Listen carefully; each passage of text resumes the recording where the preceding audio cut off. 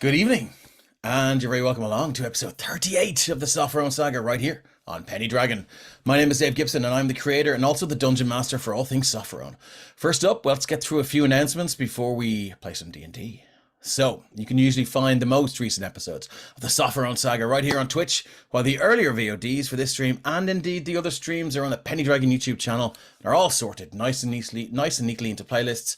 Place for everything and everything in its place. Please give that channel a like and a sub, and if you already have, you have our eternal gratitude. When he's not streaming with Penny Dragon, you'll find our very own Ryan over there, over on twitch.tv/deranged Rhino for all kinds of mischief as he plays various games from first-person shooters to platformers.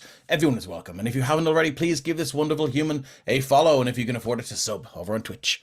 Our merch store is back up and running. Click the link in chat or the panel in our bio and get your hands on some epic Penny Dragon merch. Discounts are available for subscribers based on your subscription tier. Now, on Friday, June 2nd to Sunday, June 4th, Penny Dragon will be at UK Games Expo. UK Games Expo is the largest hobby games convention in the UK, where all aspects of the gaming hobby are represented under one roof. You can catch up with the games design team and learn how Penny Dragon put together their 5e sourcebooks and get a glimpse into how the $1 one-shots are made.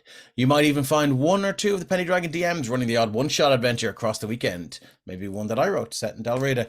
You'll have to wait and see. If you're wandering the exhibition hall, pop up to our booth and say hi. We'll be on the corner of Monarch Avenue and Japanime Street.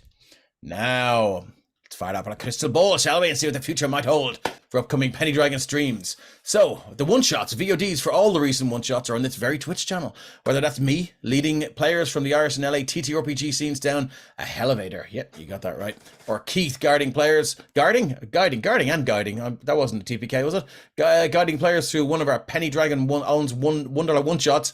There's sure to be something that takes your fancy. And if you want to see some of the older games, such as a visit to Jurassic Park, these can be found on the Penny Dragon Games YouTube channel, so go over there and check them out. Now, Revenants, coming soon to a PDG stream near you, part 3 of Ryan's Saga, The Reverence. The party, having faced off against an Elder Brain and some Illithid, have escaped, but have lost some friends. They returned to town to face the man that sent them on this dreadful quest, Lord Gunzadi. But before they could, Tanseth had to face himself. So join us soon for part 3, titled Reverential. It's going to be slightly less soon, to our opposite Friday slot with DM Ryan and a new cast of characters, a consequential quintrivium. In a world where your destiny used to have its place, something has changed. Gods walk the lands, monsters of all types roam freely. Do our adventurers dare to take their fates into their own hands, or will they rely on a world only an image of what it should have been? Find out soon as we join our group on the path to becoming the heroes or villains of their own story. Looking forward to that one. Stay tuned, because I will be teasing a lot of that shit out on social media. So you'll learn more and more, bit by bit. We'll drip feed you. The Violet Madness returns live on Sunday, May 28th. Led by a menacing figure, a group of drow assailants are trying to capture Alfric, raising questions about his hidden past and the motives behind this relentless pursuit. As tensions escalate, the ultimate outcome hangs in the balance. Will they succeed in apprehending Alfric? What secrets lie at the core of their quest? And amidst the chaos, will the party successfully reach their destination of Pethlin and a long-awaited bath? Things are going to be kicked up a gear on Sunday as a grueling battle takes place. Fall of Plaguestone, after dealing with our one and only Pathfinder 2e stream, by the way, led by our very own John, who's up there in the chat somewhere, top left on your Twitch stream. After dealing with the Lightning Serpent and Halad, the party has found a letter addressed to Halad with instructions to deal with Bort from someone only known as V. Who could they be? What greater mysteries the party stumbled into? On the 4th of June, we rejoin the Cloaks as they explore the den of the demonic Morlock rodents with a mysterious and malfunctioning mechanical companion in tow. Candlekeep Mysteries, the missing books are returned. The party are already out on their next assignment, seeking a sunken tower. The missing trove of tomes. The next chapter begins on Thursday, June 1st, entitled Beneath the Fetid Chelimba. Journeys through the Radiant Citadel continues on June 16th, and having struck a deal with a Tabaxi bard, Derestellazar the Melodious, the party are being guided to a settlement of survivors on the undead-infested island of Garthas, but the island's many untold horrors to throw at them between here and there.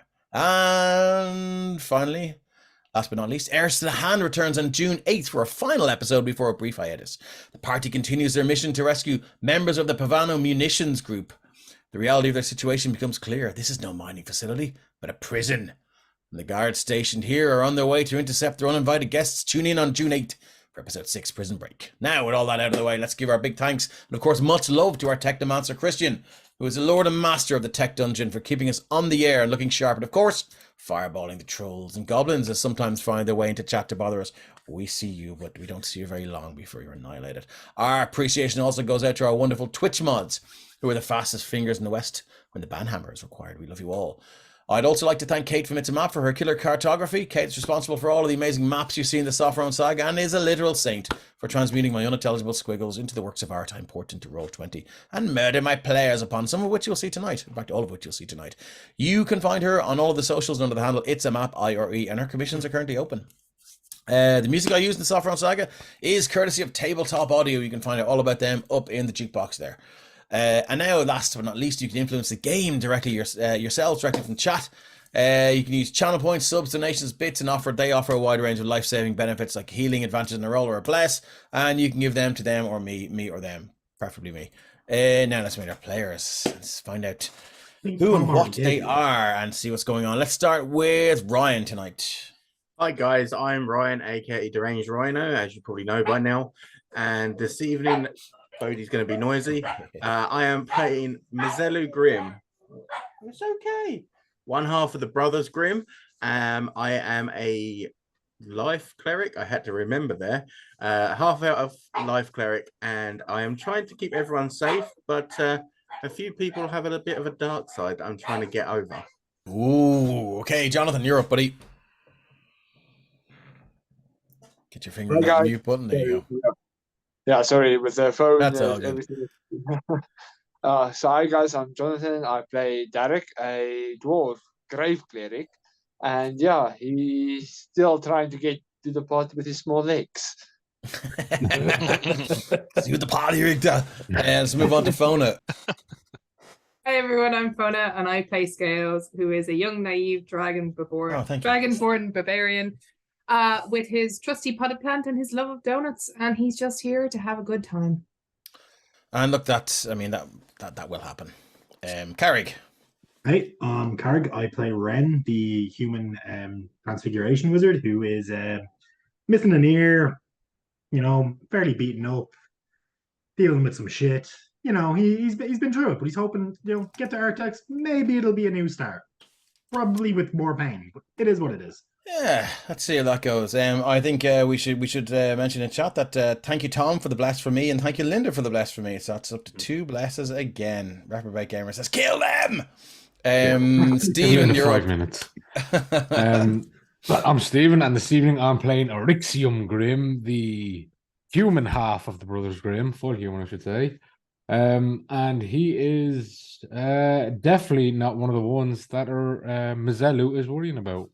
I see. Thank you, Tom. Reprobate Gamer in chat says, "But make it entertaining, or I want the bless back." I'm not sure that's how it works, but we can talk about that later. Let's go with Jean next. How's it, everyone? I'm Jean. I play Lemud, the half-orc druid. Finally back out in the wild, so Lemud is happy. He is content. Not so much looking forward to going to Artex. Yeah. And final, last but not least, let's go with Shane. Yeah, hi everyone, I'm Shane and I'm playing Jaden, the human battlemaster fighter, with his definitely not evil glaive and separately definitely not evil patron. And he is starting to put together something he was told back in Templetown to what is happening here. That's good. I'm glad that's on your mind. I mean, I did heavily hint at it. Anyway. So let's do a quick recap for anyone who is not with us the last time, or even just has joined us for the first time. So, upon arriving in the northern town of Templetown in search of adventure, the saviors of Somerton battle manticores, giant boars, and all sorts of fantastical creatures as they brought their own cataclysmic brand of heroism to this sleepy little town. Bumping into an agent with the crown who called himself Valder, the party realised he was in search of an item of power beneath an ancient temple in the mountains, extorting our heroes with a threat of ending their druid friend Braytak's life. Valder forced them to gain entrance to the temple, defeat its traps, and obtain the item of power.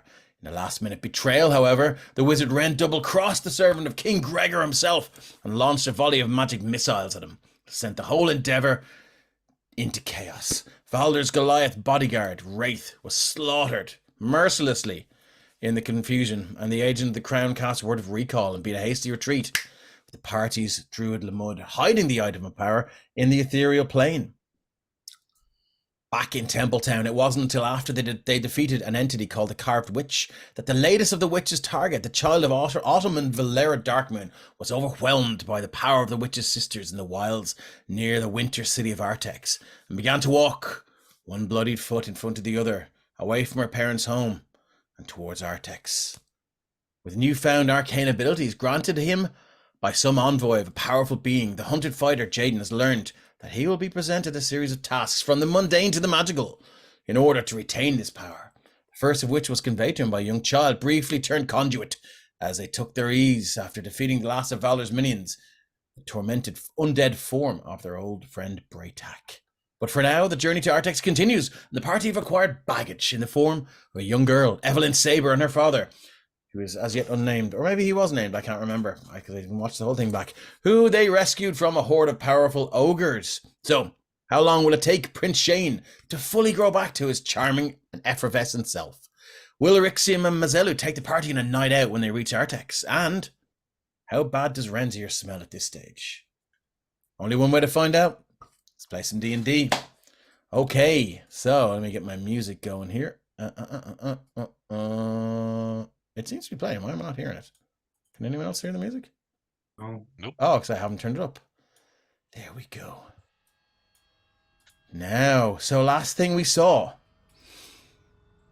Evelyn Saber trapped inside a cage. Her father rattling the doors. He's like, "You there! My minions! Find me a key! We must free her! Free her from these bonds!" Good luck Minions? finding it, calling us that. Maybe rephrase how you asked that question. There's a word missing. What's a minion? Friends! Friends There and you go. comrades! There you go. Fetch the key! Or find it somehow. I must find my child. I must get to her. Yeah, I'm still in scorpion form. I'm ignoring him completely. Is It's there in a scorpion shit? Yeah, I'm looking around for something interesting. is there a lock visible on this? Okay, cool. So yeah, Lamud is just like scorpion. It's like, and how what's the scorpion's demeanor? Is it like, Yeah, I mean, is it pretty terrifying to look at? Is he all like, or is he just kind of just scooting around? no, the I place? mean he's chilled down now, so the Okay. tail's no longer up; it's tucked down to the side.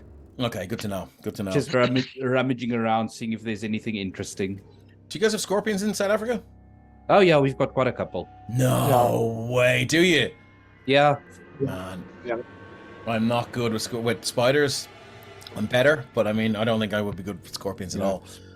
funny quick story. When my Yeah. son was very young, he picked up a rock when we were out hiking, and there was a Oh, scorpion no. about that big under the rock, and The big he ones threw are the thick. the least dangerous, is that right?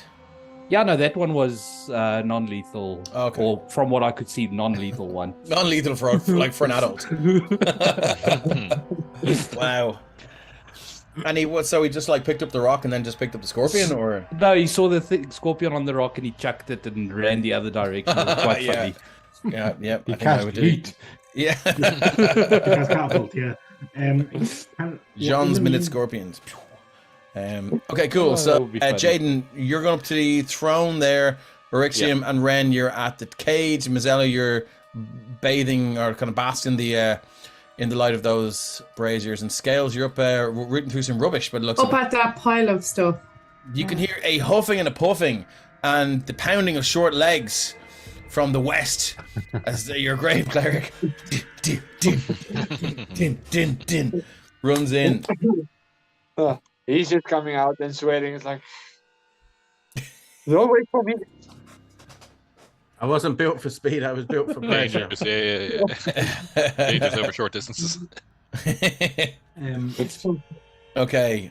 Is there a reason that these braziers are lit one every other one on either side? I mean, is there a reason for anything? But I mean, you could. What? Because it seems very patterned. I want to see if there's any correlation to the pattern of this as to whether it might activate something.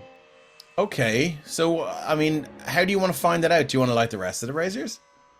I'm gonna look round each of the braziers first, see if there's any specific markings on them. Okay, cool. Checking for fireball distance. Bales okay, is so- very deliberately not going near the chair, by the way. Like, he wanted to, and then he was like, no, Last time, yeah. I'm not supposed to sit in strange chairs. Prince so. Shane quivers slightly in his prot. And I I took 2 fireballs to the face to figure that trap out. So yeah. I swear it's because of Tom that Dave just destroys people with chairs now. Yeah. That was before that, actually. Don't bring it back there. Don't bring it back there. Tom. Dave, while they're doing that, can I try, if I can find a lock on this, can I try starting to use my minor transmutation to try to turn it into something a bit more breakable? Yeah, what are you going to turn it into? Well, metal. So I can transmute things into rock and wood, I think, is the way it is. I'm trying to find it on my sheet. Sure.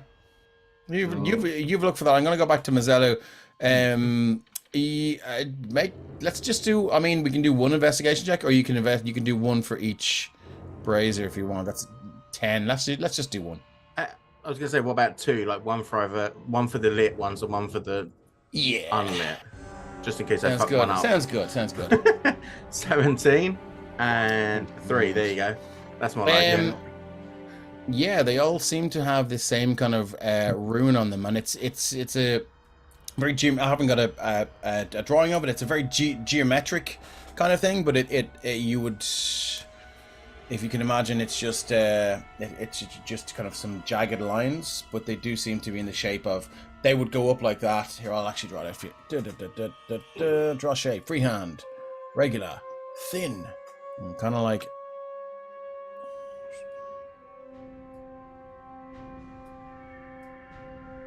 That, and then they're like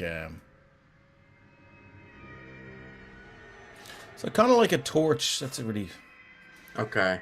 It was like a claw. And this symbol doesn't look similar to any of the kind of like that. You know the things that the things that unlocked the crypt. Unlocked what? Unlocked the crypt. Oh, back in Templetown? No, nothing like them. Okay. Okay, I'll leave him. I'm not walking past the light though. I'm gonna go round. Okay, cool. No worries. That's good to know. All right, Scales, what are you doing? I am digging through this pile of hopefully awesome stuff to see if there's anything awesome in there. Okay. Let's see. I need you to make me an investigation check, please. Investigation. 1 second. Come on, mouse. It's a trap, and it's like the trash compactor from Star Wars. Well, I was basically doing the same on the other side. Cool. Yes, you were just pushing it towards Scales by accident. 17. All right. There's a lot of shit, and there's a lot of like. If you can imagine, the ogres weren't here when he got in. It would be pretty easy to determine that this cave was frequented by creatures who had no respect or interest in the written word. And you do find there are 3 scrolls rolled up. 3 scrolls. Yeah. And with your 17 investigation, it looks like these scrolls are bound with some sort of humanoid's hair. Boy. Magic. I'm going to take the 3 scrolls and I kind of tuck them under one arm and have, as I continue to root around with the other hand, you know. Cool. And Lamud is over the other side, just like ramming the claws in, going shit, no interest, shit, bollocks, crap. And there's just like bits of fucking chair and table and barrel and refuse just flying all over the place. Rick seems just like dodging it there. Would you like to make an investigation check? Yes, let's do that. I have an amazing investigation skill. That's a 12. Well, with a 12, you do find 2 glass potions. 2 glass bottles containing potions. Are they red? They are not. Then I have no idea what they are. All right. I will pass them to, well, who's the closest? Mazellus. See. Do I recognize them? Do you recognize a potion with yellow fluid streaked with black and yellow fluid streaked with black and swirls on its own? So yellow fluid, there's like black streaks in it, and it's just constantly twirling like a little crap, little I remember. vortex. I've heard of that swirling one before, but I can't remember what it is. Sounds evil. And then the other one is it's kind of almost like a metallic. Oh, that's another blasphemy. No, that's for Jaden. Oh, that's for Jaden. There you go. Nice. Getting greedy now, Dave. Thanks, Kira. Well, it was right. It was right below when Miss Jawbreaker said lick it, so I was like, okay. I did not agree to this for blesses. Yeah, this one is sort of like it's a sort of grey metallic looking liquid, thick, almost like a glass vial full of mercury. It's just thick and gloopy. So do with those what you will. Motion of Iron Man. Yeah. May I do some sort of... Sorry. No, I was just gonna say, may I do some sort of check to see if I would remember them, or if I've seen them before? It depends on whether you. I think you can do a check on the metal one. I was gonna say if any of them would have made sense even slightly from. Yeah, no, that's fair. I think you can do a check. Give me an Arcana check. Okay. 14. Yeah, that one is a potion of necrotic resistance. Okay. Yeah, I'd have probably seen that one. All right. Yeah, I think so too. Okay. Yeah, that's fine. Sorry, Stephen, go ahead. No, I was going to say Rixium goes into the center of the chamber and does a divine sense. Divine sense. What's that? 30 feet? 60. Oh shit. Okay. I centered him very accurately. Only problem is there's more than 1 inch of air between you and everything. You do not pick up anything. If I ever homebrew a fucking paladin, I'm getting rid of that. Yeah. Off of my dice roll. Anyway, it's my emotional support dice I'm after dropping. Anyway, so yeah, there's nothing there. So let's go to Ren. Ren, this guy is rattling the bars down. It's like, get her out. Release my daughter. Ren is just flanking him. He just points to his missing ear and he's like, and shrugs, and then he continues to just like transmute this lock. And then if he has 10 minutes, he's going to turn the lock from metal to wood. Okay, so that'll take you 10 minutes. That's so. Yeah, he's constantly haranguing you and you know, kind of. Maybe it's tough love, maybe he's spurring you on, but he's very, very determined, and he keeps looking over his shoulder as well, just in case there's any more of these things coming. Jaden. Yeah. You doing nothing with the? I'm gonna have a look and see. Is there anything suspicious about the chair? Okay. So are you looking with your eyes, not your hands? Looking with my eyes, yes. I might give it a poke with the end of the end of the glaive. So you're looking with your eyes and you're giving it a poke. Is that Are you would you like to sort of argue for a specific skill you're maybe better at? Pac-Man fever. I mean, no. Jaden would like to attack the chair. Okay, 1d6 damage. He's looking really at this from a kind of a mechanical point of view. He's seen what's happened previously. If there was a trap, it would be a physical trap. So he's got any sort of pressure plate, something like that. Give us a perception check there. Unless you're putting your hands on it and you're ramming your fingers into corners and to other places, then give us a perception check. And also, thank you very much, Pac-Man Fever 1970 for the follow. You're very welcome along. That's an 18 perception. It is an 18 perception. Okay, it looks like on the right-hand side there are, with an 18 now, let me see what I give you. So, yeah, on the right-hand side there looks to be tracks, so maybe that this chair could be slid to the right, to the north. Yeah. And then there's also tracks to the left, so it could be slid to the south as well. Beyonce said to the left, so you know, it makes sense. Everything you own. In a Don't chair tell my to the metal left. mates I know that lyric. Damn it. I mean, Christian, look, cut you this were bit out. around Cut in- this bit you out, were okay? around in the 2000s. Cut this out of the Everyone knows that lyric. VOD.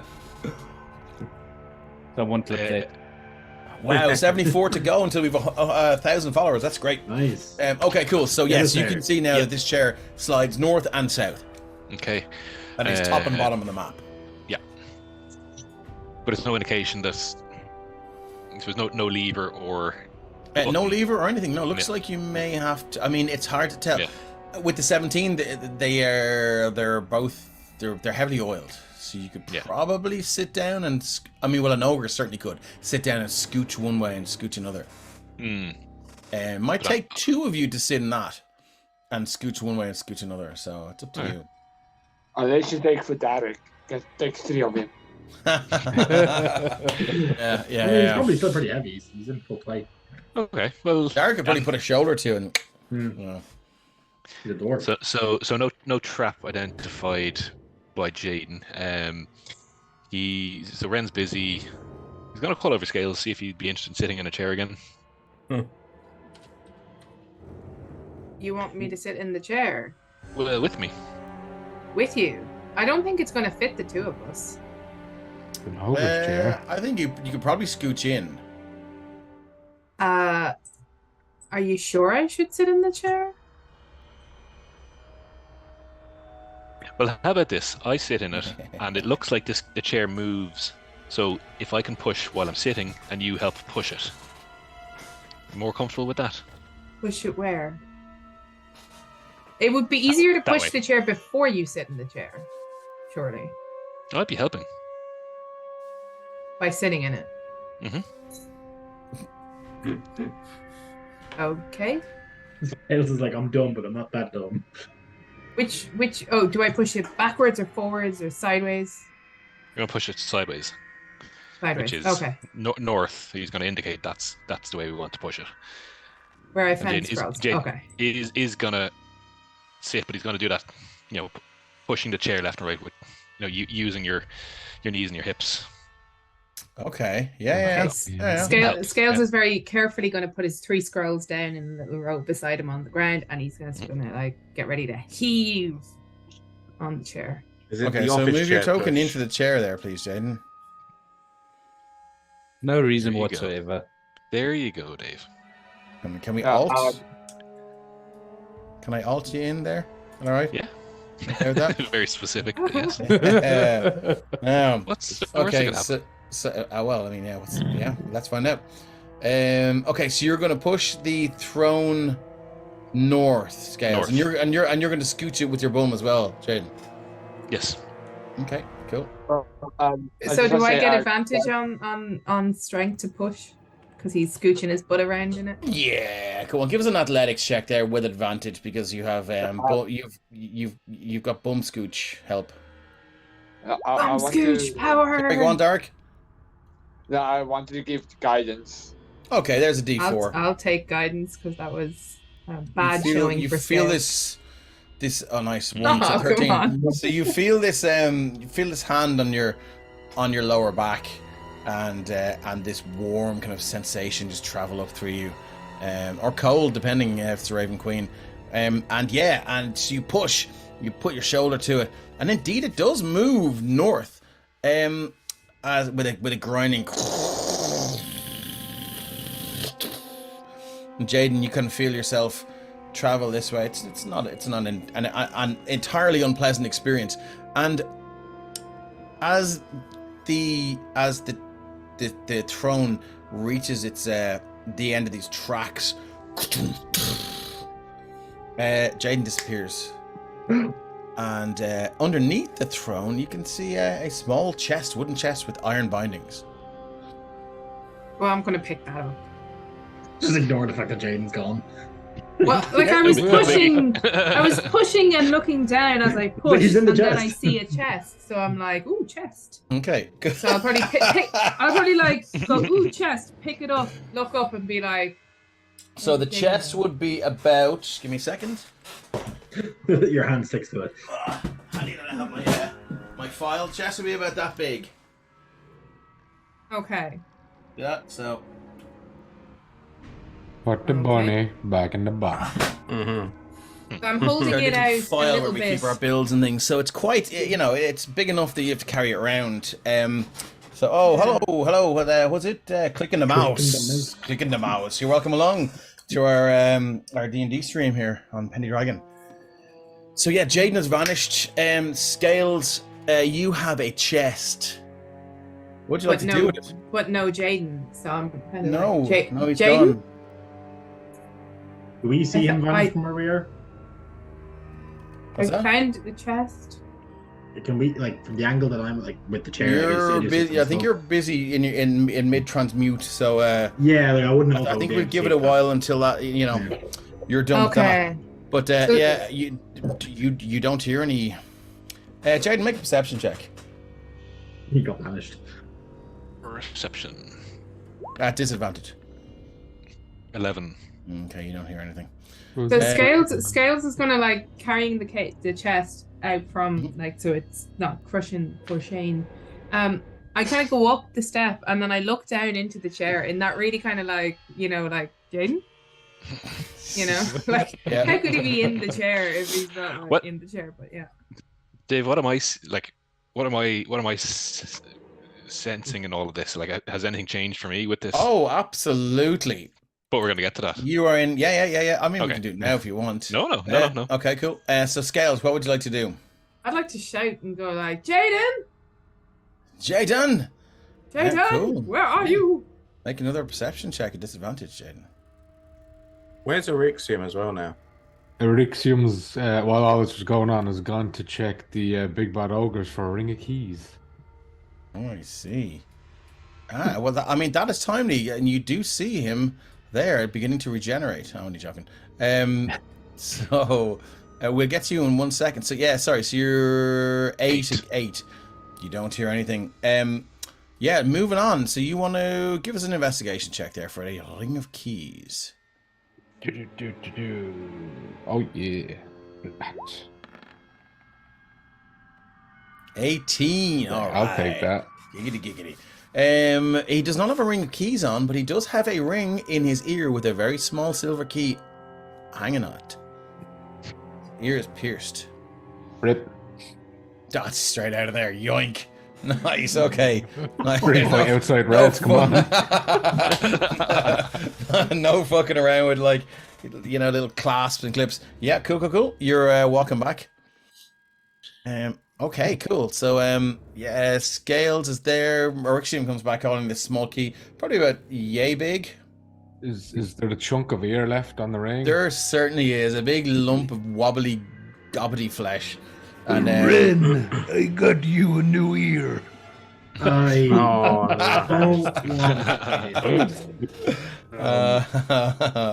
you got the key? An ear?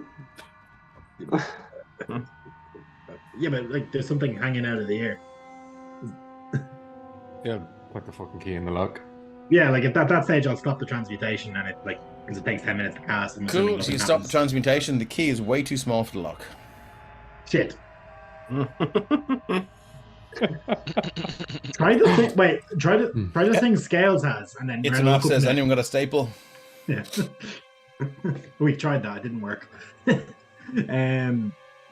I suppose if Ren stopped the transmutation, do we notice that if we look back in that direction that something's wrong? I guess. Yeah. Scales is like reasonably loudly shouting, Jaden! Yeah. I'm gonna. I promised you wouldn't go for a walk again. I'm gonna walk up to Scales, like kind of. Scales is gonna beat the shit out of Jaden when he gets back. Super abandoned issues. The barbarian.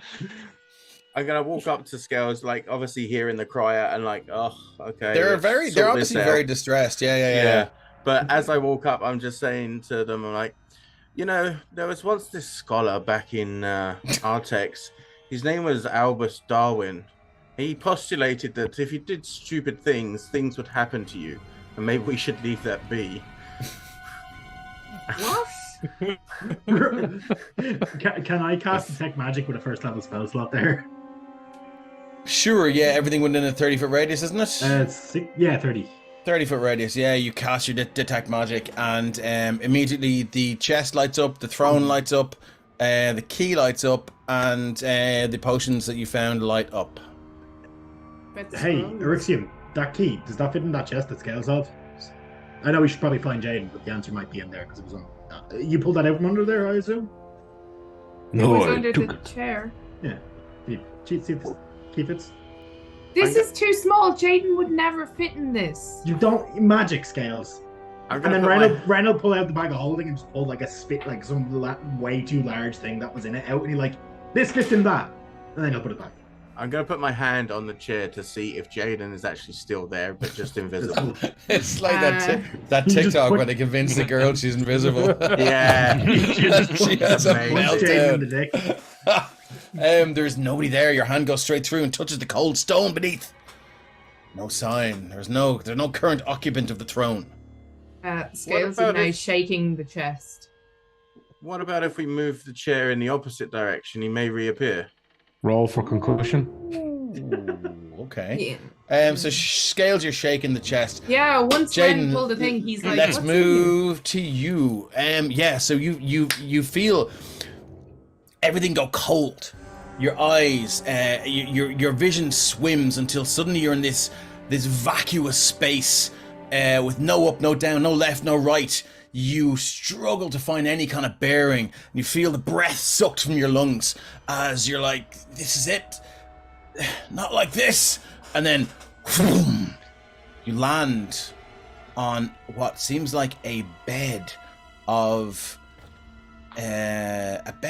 huge metal discs. And you put your hands down, you begin to move.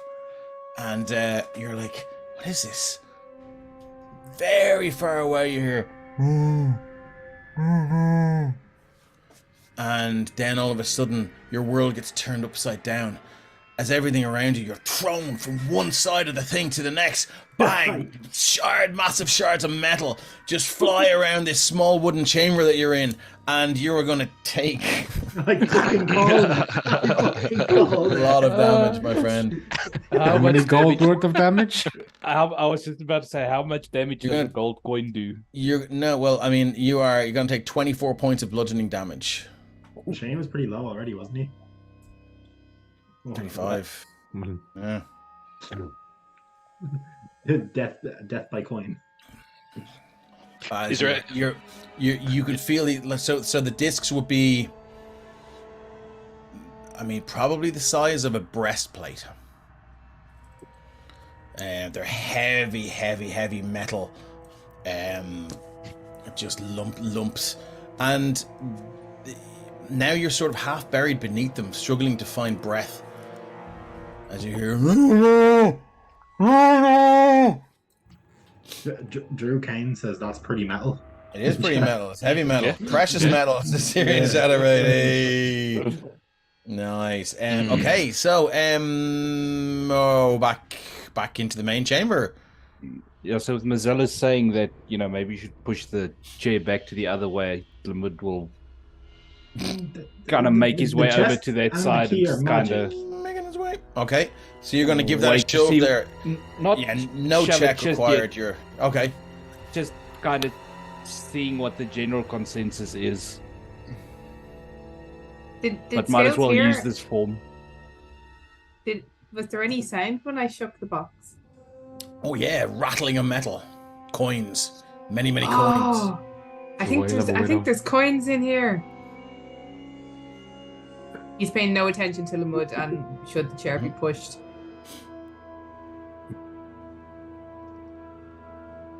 It's a map just cheered 100 bits. Thank you very much. It's a map. I or E. Who are you going to give your 1d4 healing to? Jaden just took 4 points of gold damage. Christian says I've also taken some heavy damage, heavy bludgeon damage on concerts. Technically, Jaden's bludgeoned by a side quest. Yeah, he is the side quest.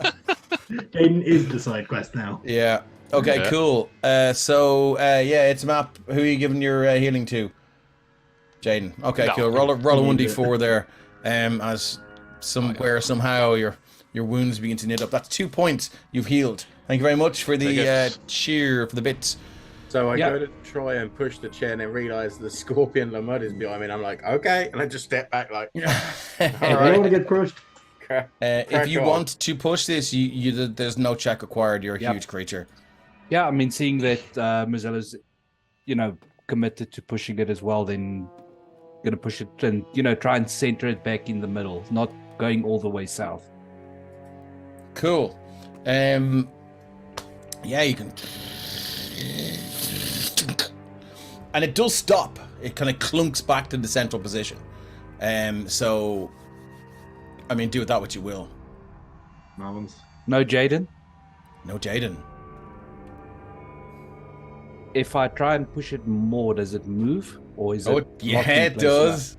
Oh, no. You pushing it more? Sure. Sorry, Shane.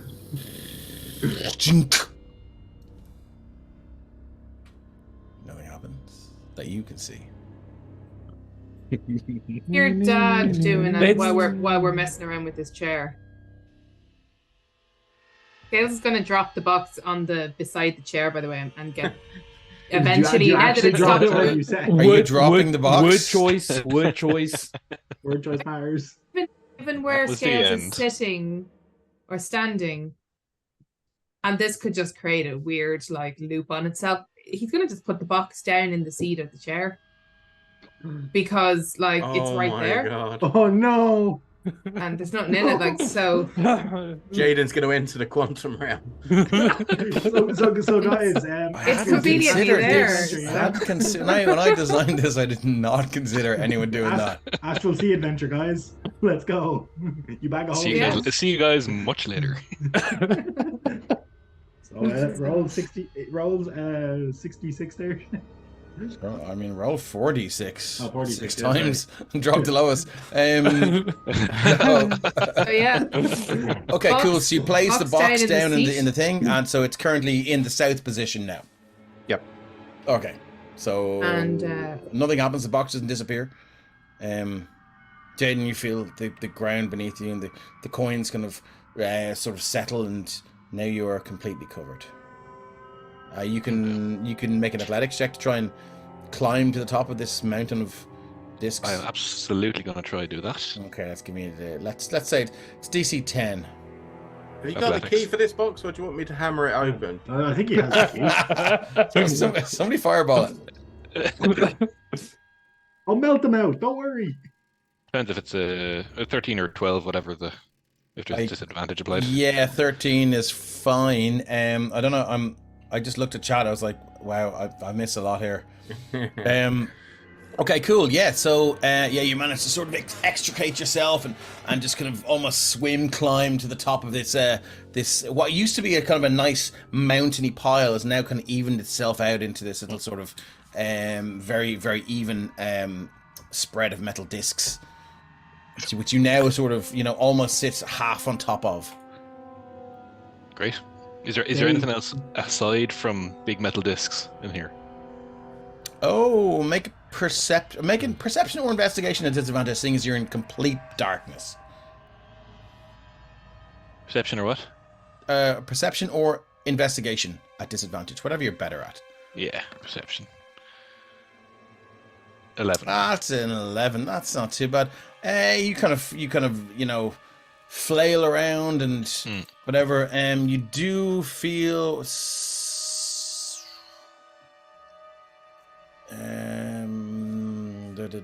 How would I describe this? It feels like a large fence post.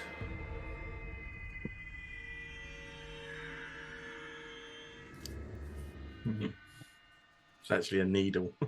A wand or something. Large wooden fence post. Okay, well, it's something that I can grab onto. So yeah, I'm gonna grab onto it and just. Okay, cool. Yeah, and you managed to kind of hang on to it. It's definitely a sort of an island in the midst of this blinded chaos. So outside of this extra dimensional space, who would like to do what? I'm going to call over Magic Ren. signal. Yeah. Yeah. Come and tell us what this chair does. Yeah, I was going to say, do the magic I'm signature- sorry. My Shut daughter. the fuck up. You shut the fuck up. My hand catches daughter. fire. What? Hand just immediately catches fire. I was like, you can wait. She's safe in the cage. Our friend just vanished. Sit down. You guys hear from behind. Help. From Evelyn Saber. Make an intimidation check there, Ren. Cool. Give me one I'll sec give you for advantage thinking. because that was pretty epic. Yeah, cool. Advantage on intimidation. I'm not great at these, but we'll fuck it. I'm sure there's a god, but you couldn't roll 2 1s. That'd be hilarious. It's me. That's 15. That's a 15. Yeah, he looks pissed, but he just kind of just harumphs and goes back down here. Just sits down on a broken chest and calls Evelyn over to her, and they just start playing patty cake through the bars. Yeah, I'm just gonna look at Lamud and kind of do a bad impression, be like Lamud, the lock. Yeah. In the meantime, Scales is like. Go. No, Scales. While Lamud is doing that to you, which is much more sensible, get the giant, scorpion to do it. Scales, hearing the child, is like grabbing the door and trying to pull it. Grabbing the. Oh, okay. Give me an athletics check there. If you drop it, it doesn't matter. 7, 10. No, he just. It's made for this metal door and it's very, very impressive metal frame, and you can see now as you examine it, the bars are driven heavily into the stone ceiling of this chamber and deep into the stone floor of this cave network. Impressive workmanship, and Derek, you can see whatever way they were driven in, the work to solidify the stone afterwards is master craftsmanship. You guys are not. This cage is going nowhere. Oh look, does somebody cheer again? She tried. What, you can't do RIP cheer 100. Yeah, you can, but that does 1d4 damage. So just go, yeah, so you 10, you rattle the door against the frame, and then Evelyn begins to cry. So then, she sees the mightiest of you failing to deal with this locked door, and she starts asking, am I going to be in here forever? Yes. So as Mazzello's that his best impression of what he wants me to do, Lamud thinks to himself that he needs to remind these idiots that I can understand them while I am in beast shape. We don't know though, 'cause you don't speak back. Mazzello is the guy who just he's on holiday in France and just speaks loudly and slowly in English. Do you understand the words that are coming out of my mouth? No. He's that guy that goes to like a Chinese restaurant and still says gracias. That guy is my dad. Oh, wow, And okay. In fairness, Then I will- Lamud has never told Mazzello, and Lamud is possibly one of the first druids I've ever come across. True game says, can I have eggs, beans, and chips? But you see, the problem is Mazzello's is not the first person in this party to have done that. I've done it before. Okay, cool. So, Lamud, what are you going to do?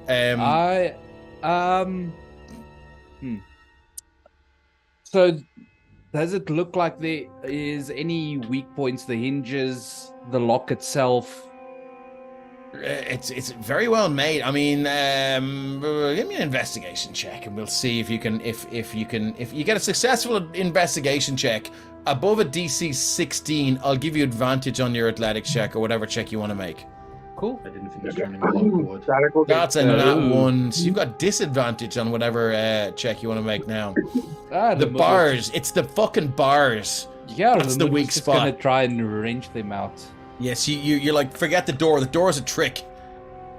I mean, It's wow. That's a 12. 12. Unfortunately, no. As you see this giant scorpion just grab hold of the bars and they clink, or this chitinous claws, and they rack, kind of rattle the bars. Maybe if they had gone for some part of the door, it might have worked, but unfortunately, no. And now Evelyn Saber is actually hidden under the mattress here. I'm going to move her to the GM layer. She's actually hidden that well. Because there's a giant scorpion rattling at the cage, and she's like, "No, don't feed me to it!" And she's terrified. This might be a ridiculous idea, but how tall is the cage? Does it reach to the roof? Yeah. Yes, it does. Sorry, Steve. It goes all the way through the ceiling, and it goes all the way through the floor. Michelle says, "Feed the scorpion." Sorry, Erixium. While everyone is preoccupied now with the terror screams of a child, Hang on, guys. Let's hear what Erixium's doing. And the huffing parent, Erixium is just gonna attempt to put the silver key in the chest and open it.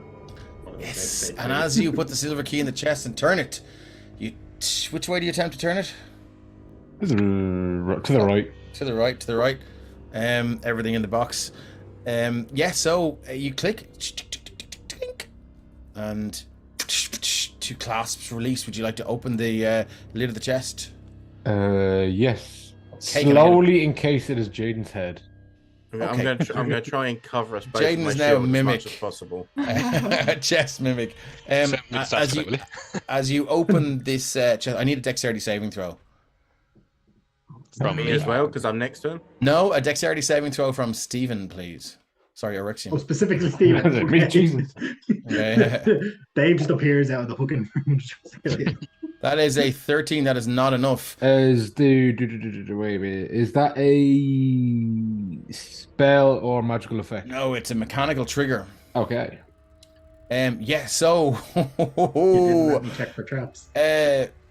You see this flash of bright white light, Jaden, and you feel beneath you something trigger this wooden dart-like thing that you're hanging onto. And you get shot out of the chest as you're clinging onto this dart that is part of the trap. And as you look down, Erixium, you're going to take 2d4 points of piercing damage. And there's no poison, thankfully. You will take 5 points of piercing damage as this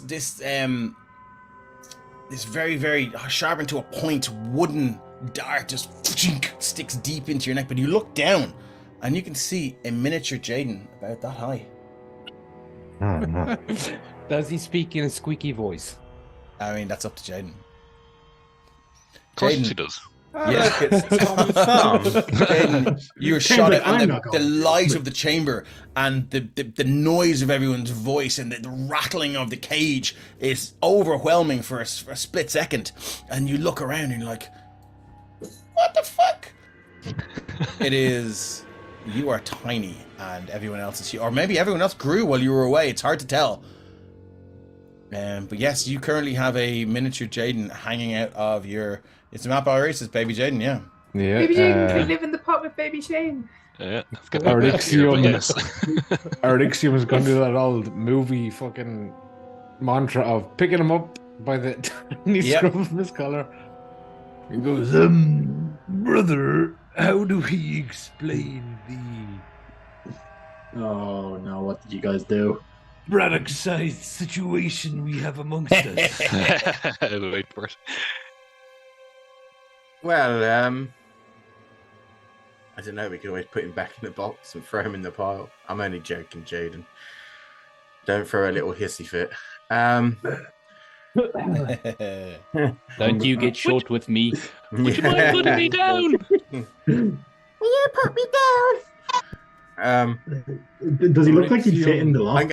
I'm going to hold my hand out for Jaden to stand on it. Jaden, would you like to stand on it?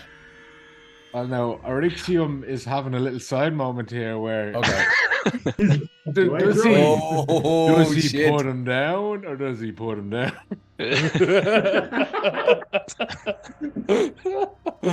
Oh, that's funny. No, he will know the right thing to do, and he will put him gently in Mizelu's palm. Can I cast Reduce on him to take him further? Jaden is gonna, he doesn't have much of a choice here, so he's gonna stand on the palm, but he's gonna look back at Erickson because he knows there was a decision there. Yeah, there was a moment. Very much feeling. Yeah. So just looking at like Jaden in the palm of my hand like this, I'm just gonna be like, now don't you believe that was a pretty stupid thing to do, right?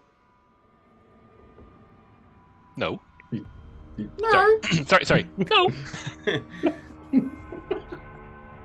Well, I guess you're going to be riding in a pocket of someone until we get back to Artex, and someone can hopefully change you back. I mean, I could try to do it. Shut up, Ren. I can dispel magic. He could try to do it. I'm not going to try and sing it, but Mr. Jawbreaker nailed it there in the chat. How about I put you back on the chair and we'll push it the other way? Might make you big again. No, the opposite way to when he disappeared. When we did that, and it didn't take him out of the chest. No, but he wasn't in the chair, was he? No, but probably a good thing it didn't grow him in the chest, because that would have been messy. So it not only made him smaller, it actually transferred his presence.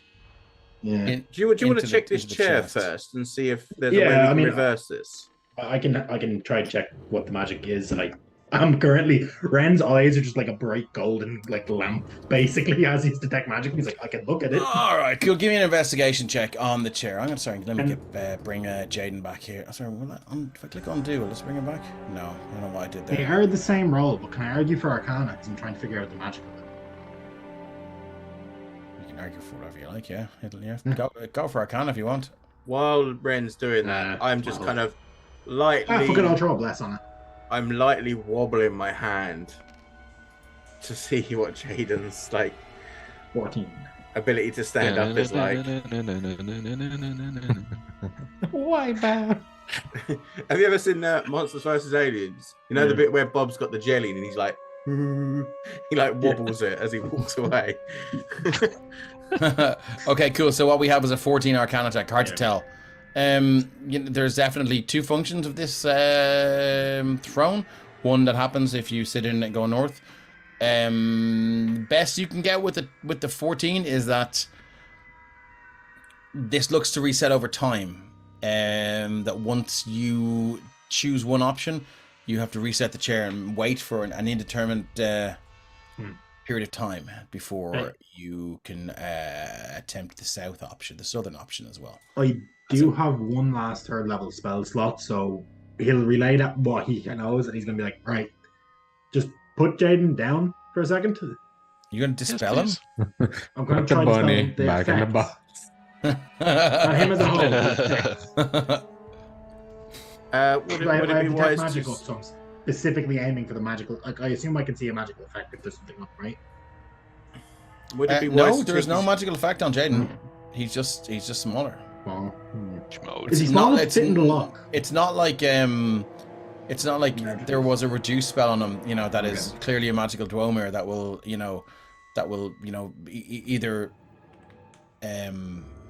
either cease to be over time or what.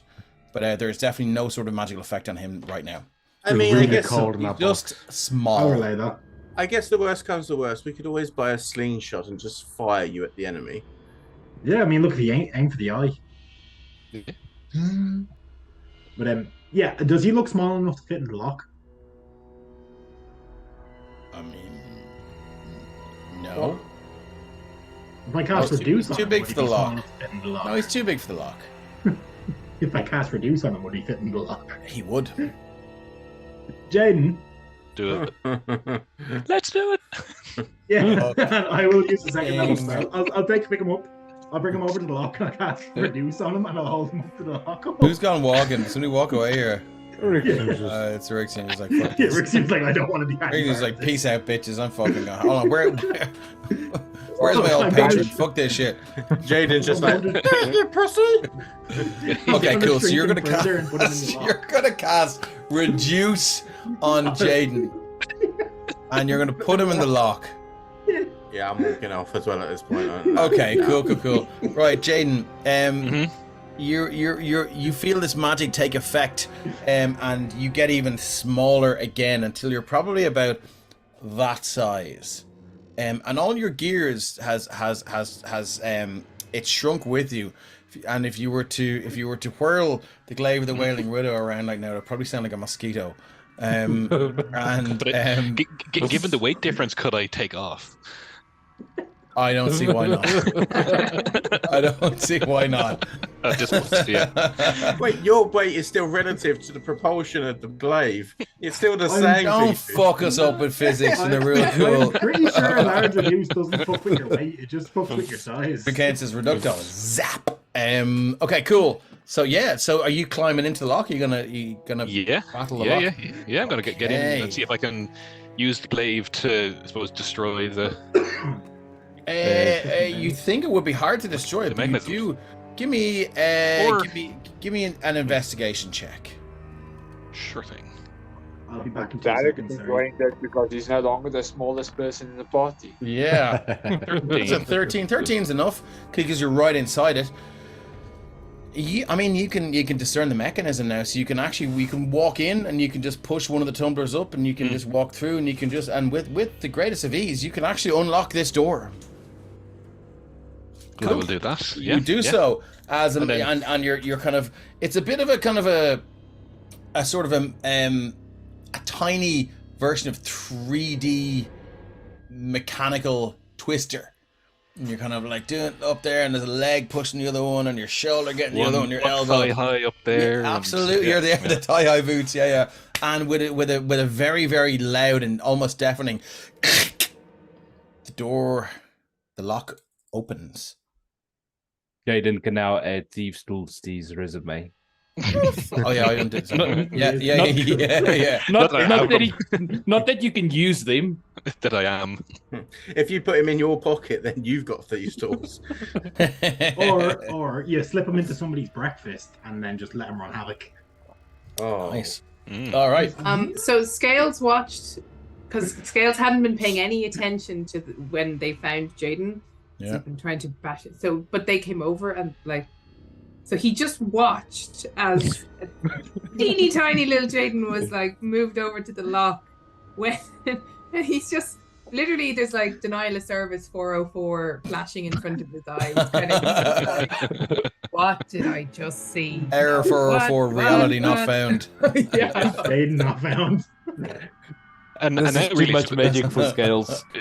Now it's a question of, do people wait for me to get out of the lock, or is it very much a case of? I don't drop the spell until you get out.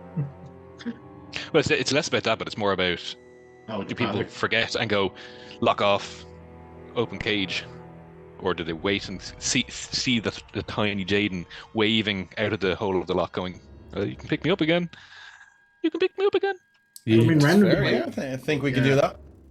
Blink, blink, blink, blink. Yeah, because you're gonna go, what the fuck is going on here? So yeah, you're just you're there, and you're like, there he is. He's ready to go. Does anyone want to pick him up and see what we can do? How long does your enlarge reduce spell last? I think it's a minute. I think it's 10 minutes. If I'm not mistaken. Okay, cool. So you've got a tiny now. Your combine harvester.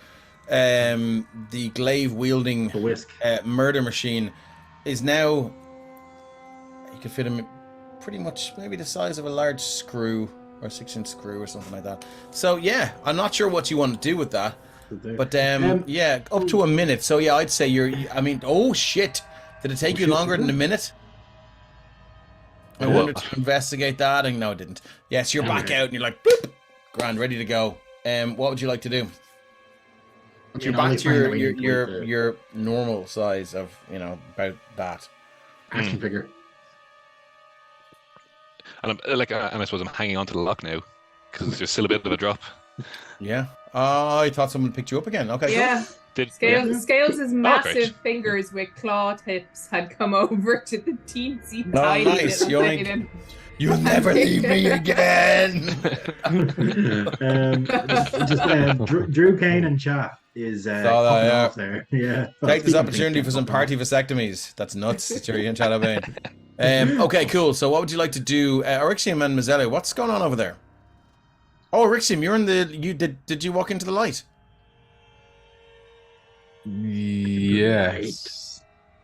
Now, I will give you a chance to retcon that, because I do believe you deliberately said you weren't walking into the light last time. So that was me. Oh, was it you? Okay, cool. Rixium, did you feel the bathing glow of these red-hot coals? It staves off the cold mountain air from outside, and you're like, "Ooh, I should get closer to that."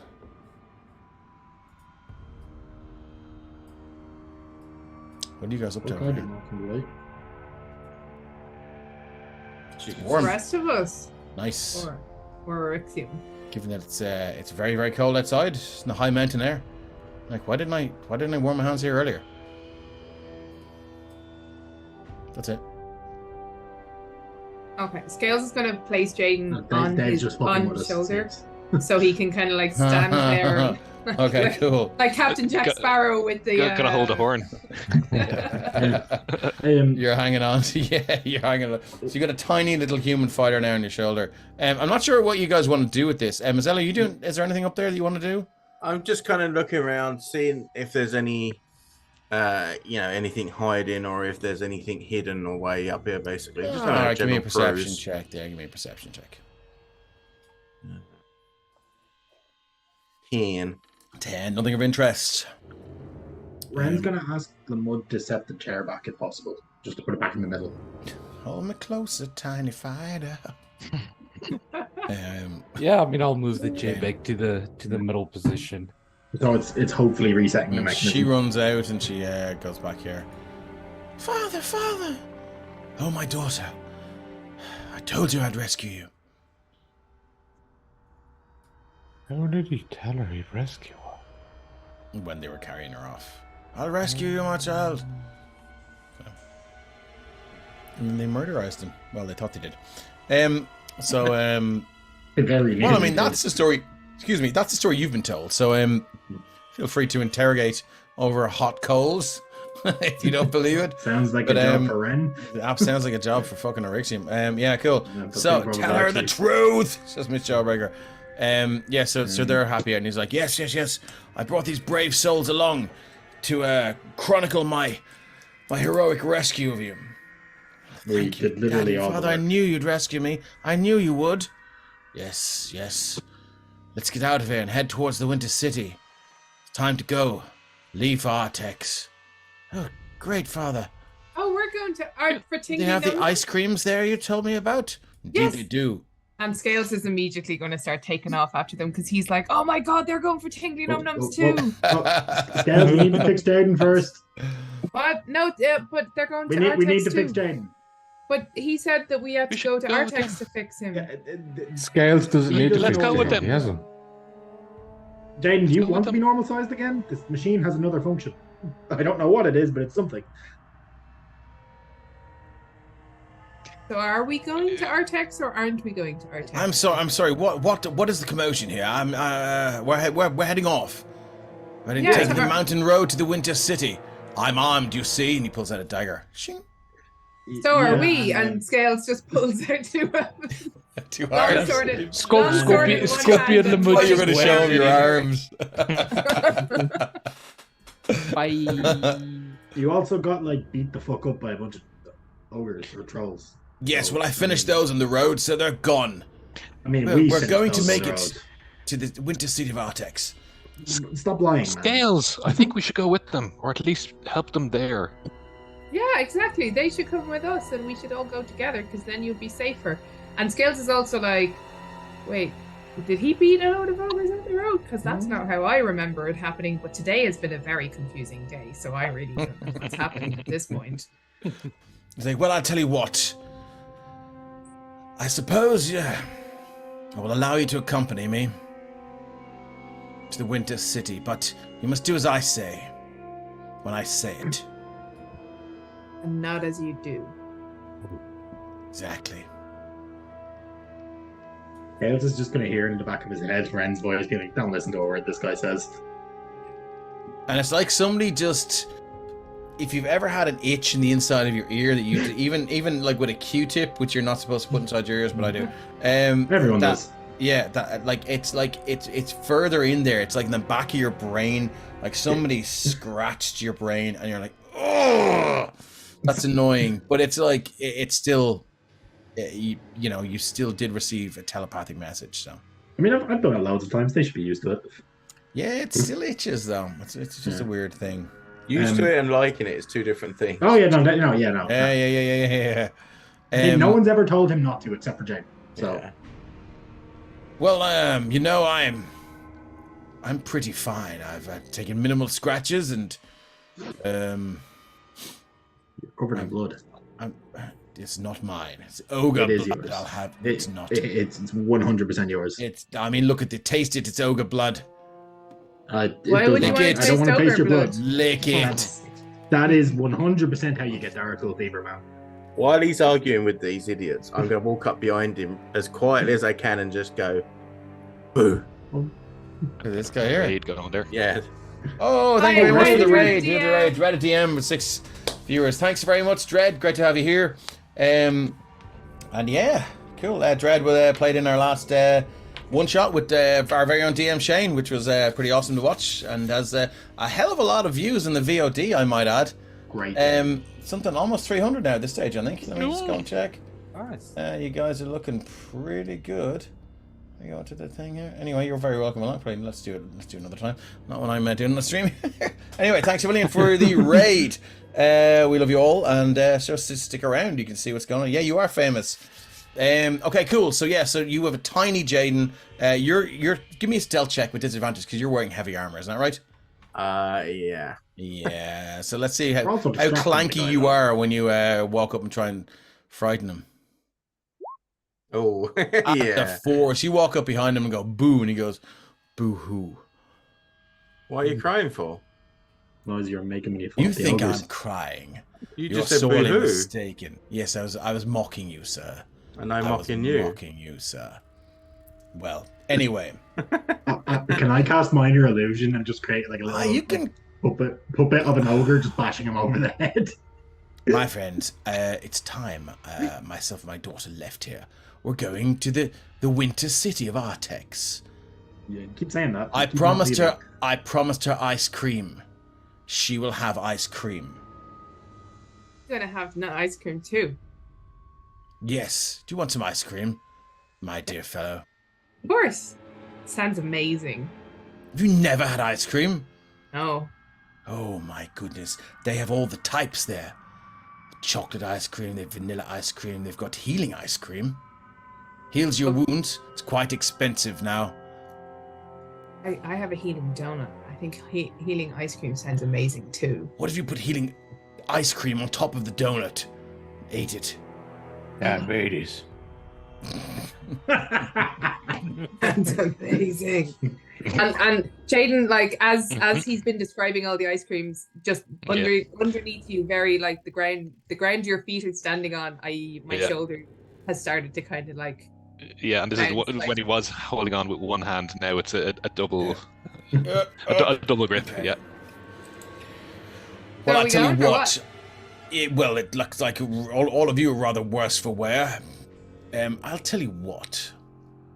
We can wait here if you wish.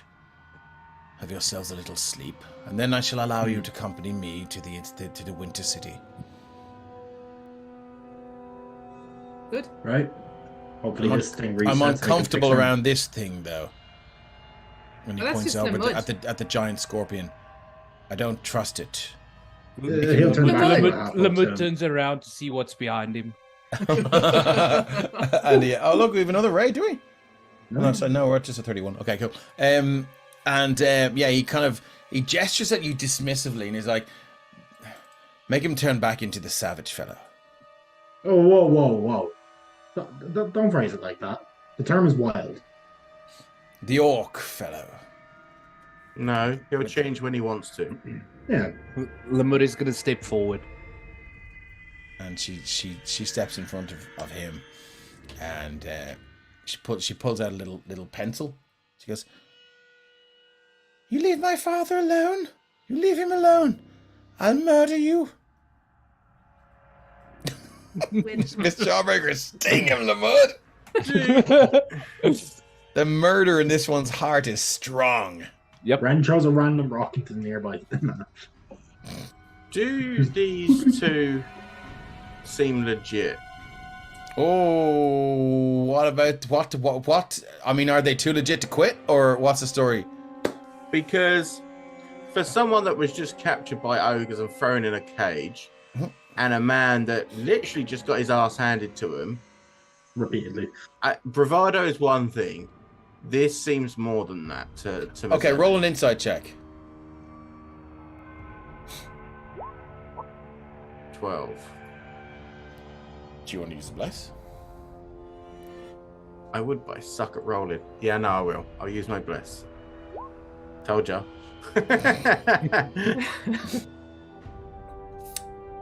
Hard to tell. I mean, he seems on the level to you. Scales is just gonna look at the child and be like, "With a pencil?" Is my ear in the sword, She turns to you. I'll stick it in your eye. It's pointy, but it's a pencil. And he will then, like, because he had his sword and his morning star up to be like, yeah, I have weapons too, and we're going to Artex. And he let them drop to his side, but he just kind of like very nonchalantly kind of just lifts the sword back up. Not like pointing it at her, but like, just like, yeah. That's not a knife. That's a knife. You know what I mean? It's pointy, but it's a pencil sword. She looks at your sword and she's more concerned with defending her father from Lamud right now. But she's doing this kind of like pointing at the two of you with the pencil. She's like, leave him alone. Lamud, why don't you brave, strong warrior. You must leave him alone. What's your name, sir? Why do you ask? Well, if you're such a big, strong warrior, surely we would have heard of you. My name is Percival. Merciful Saber. Kowalski Van Musel. No? Percival Saber. You're some sort of noble or something? Sounds like a fancy name. Where do you hail from, friend? Artex, the Winter City. So, as he says that, do I remember any Percival Saber? Give me his history check. Let's see what happens with a history check. Because if he's such a big Drew Kane soldier, says no. He hasn't said that he's anything of any sort of rank or anything. He's only given you his name. Everything else you guys have made up by yourselves. 11 doesn't ring a bell. Doesn't mean he's not from Artex. Artex is a big city. Drew Kane says, "My name is Percival V. Annoying." Yeah. Gales is going to sit down on the ground because it's like he has a sense that this is going to become one of those talking things where they're going to talk for ages. So he's like, I'm sitting down. Cool. So that's Mazellu and Scales. Anyone else want to do anything? Ryan's going to head back over to this chair and just try to figure out if it's reset or not. Yeah. As you get back over to the chair, you didn't notice anything or hear anything, but it is back in the reset position. Yeah. Can I make an investigation check to see if I can figure out which way I need to push it to, like if there's any indication at all? Go for it. Yeah, make an investigation check. Yeah. I'm not saying that a successful one will give you any answers, but I mean, you can certainly make it. Yeah, I just want to try see if I can figure anything out. Investigation. I'm decent at these. 9. No, it's hard to tell. Hey, Shane. Or not Shane, Jaden. Come here. The plant comes over. So Jaden, what are you up to? Like while all like this is happening, you're sitting there I'm on a little bit of an island. Yeah, like I'm on Scales' shoulder. He's sat down. I mean, thanks for the follow, suitable substrate. Thank you very much for the follow. Sit and I suppose start scooching down. Probably see if I can sit on the lip of the pot. Yeah, sounds good to me. Yeah, you just scooch down there. Yeah. I thought that you had gone. Is that it there, or are you gonna do anything down there, or? Well, Scales is going to talk down at him. Yeah. and just say, I thought you'd gone walking again, but then it turns out you just went and got really small instead. Yeah. I guess that's not that bad. No, it wasn't my fault. And it's this magic thing. You never know when it's going to show up. I'm not sure I like magic all that much. Oh. It does weird it's things. Not great. But you're not gone. You're just No. small. No. Yeah. What's it like being that small? Tough in the neck. I would have thought it would have been tough on your legs and feet because now everything is so much further away and everything. That too. I haven't had to go. I haven't had to walk anywhere yet. Yeah. Might have to slow the pace of the party up. Well, you can always be on my shoulder or in the pot. Yeah. Look in the pot and still, there would be I suppose now that I have an eye level view of what's going on in there, like. Hey Raimundo, thanks for joining us, mate. Has there been any sort of stimulus response to me being there? Yeah, there has. And you can see this central green shoot now that has small buds on it, and it seems to be almost as if you can imagine. So the central green stalk with these thick buds growing out on either side, it just seems almost as if you've topped it with like broccoli or something. That the end of a tip of asparagus even. Almost like there's, the top of this thing is beginning to grow and flourish out now. And you hear a very, very, very, very, very faint. It's been some time, hasn't it? Is it you, Jaden? I say, what happened? Am I back? I thought for a split second I experienced the majesty of obliteration. It was wonderful. But then, all I heard from my little pot, my little home, was the prattle of your inane conversations, all of you. I hate you so.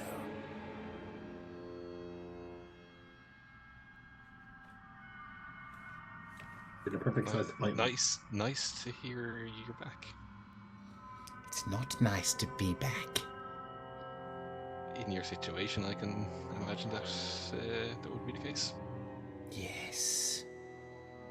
Are we headed for Artex? I have given Scales a task. Scales can't hear this. Nope. Can he? Yeah. Well, yes, is the short answer. Yes, we are heading in that direction. Excellent. Well, quicker the better.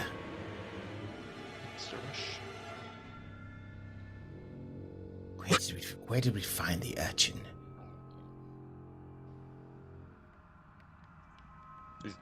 Can I infer that she means that? He means the child. Yeah. Shane means the child, the current child. Yeah. Yes. Right here, Shane. All right. Is she going to slow us down? No more than you would or I would. Well, I'm being carried by Scales. I don't know about you. I am royalty after all. Well, if His Majesty wouldn't mind if I remain as I am, I might have to hitch a ride, as it were. Yes, we should arrange to have you washed, and then that will be most agreeable. Very well. And Jaden never really caught the conversation around whether he can actually see or not, but he will bow. Yeah, and in his the little plant kind of shakes in the best you can interpret. It seems satisfied. That's what that was the intention of just okay. A higher noble acceding to his yeah. To his cool. That's fine. That's fine. That's fine. Yeah. All right. So what are we doing? Are we gonna camp here for the night or whatever?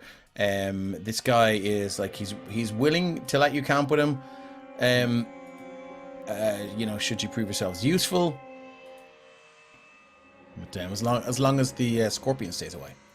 So I was going to try to get Shane to get into the chair and push it the other way just to see what happens. Okay, try and do that if you want. Over. Yeah, he'll gesture through the mud and then he'll walk over and be like, Shane, Scales just borrowing Shane, and then he'll just pick him up by the scruff. The mud is not moving. Oh, no, Shane. Sorry, Shane. I mean Jaden. Sorry, I'm getting confused. Sorry. I'll pick up Jaden by the scruff and then walk over and put him in the chair. Yeah, Lamud is. If you try to get Lamud's attention, he's not backing down. Yeah, and Jaden, I suppose now that he's a bit more settled, you know, there's going to be a little bit of a jab of the spear because ow, could have asked. Yeah, sorry, it's you're going in the chair. Little kind of little prick of blood now in the palm of your hand, and it got right in through the bandages. You're going to put small Shane into the throne and you're going to push it south. Yeah. Okay. Well, I'm going to ask like somebody to help because I don't think Ren is moving this chair. Realistically, he's not a very strong guy. Okay, cool. So you're going to do that. Move your token over and tell me who's pushing what where, and let's figure it out. And I will let you know what happens. I'll just look around. So we'll take a quick break and we will see you guys very soon. Mr. Jawbreaker wants me to kill Ren. Dave, kill Ren. We'll see you guys. Thanks so much for sticking with us. We will be back in 5 to 7 minutes, maybe even 10, who knows. And we will see what happens. And then we will move on with our journey to the winter city of Artex.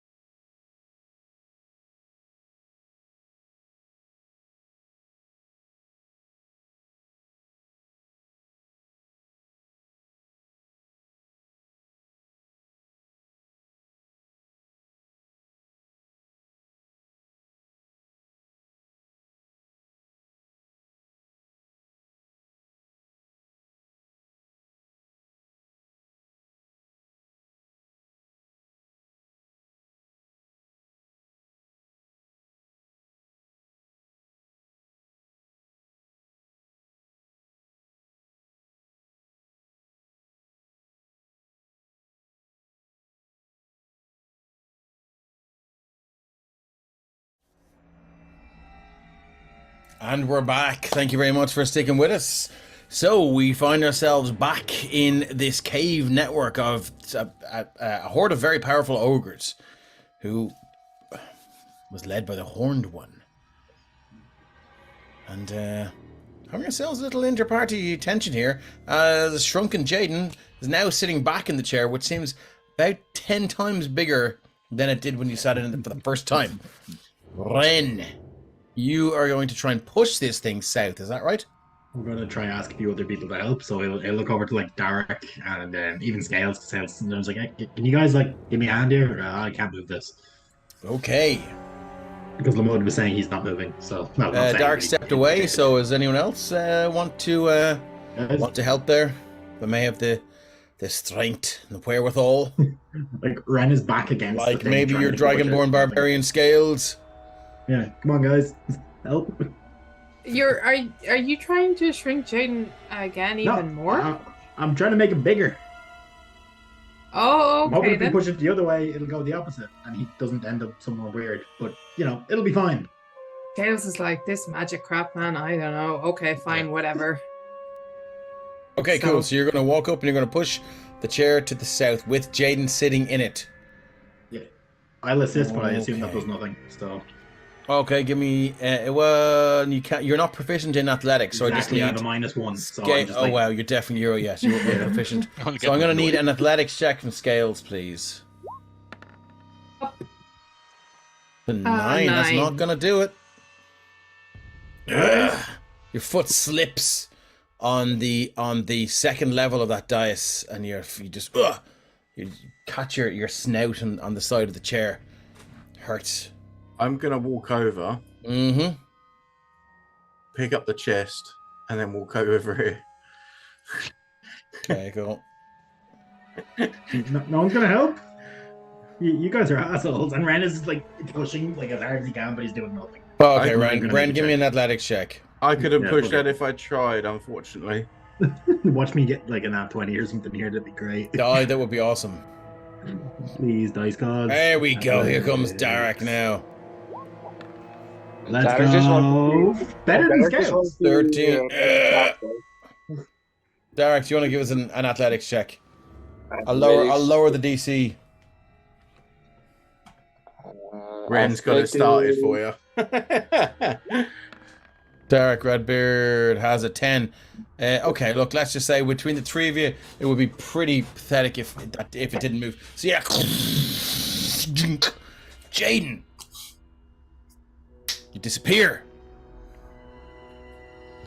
and you find yourself inside a completely black chamber. And all of a sudden, the walls seem to be getting smaller and smaller and smaller and smaller and smaller and smaller. Or are you getting bigger and bigger and bigger and bigger until all of a sudden Jaden explodes out of the box? You're going to take another 5d8 bludgeoning. At least Ren didn't get a slap that he was about to get. You're going to take 26 points of bludgeoning damage as your bones and your spine and every part of you just gets constricted so much until the entire form of the box explodes out. And do it and with an explosion of gold. Yes, that's right then. Most importantly, yeah, it's a golden shower, if you will. I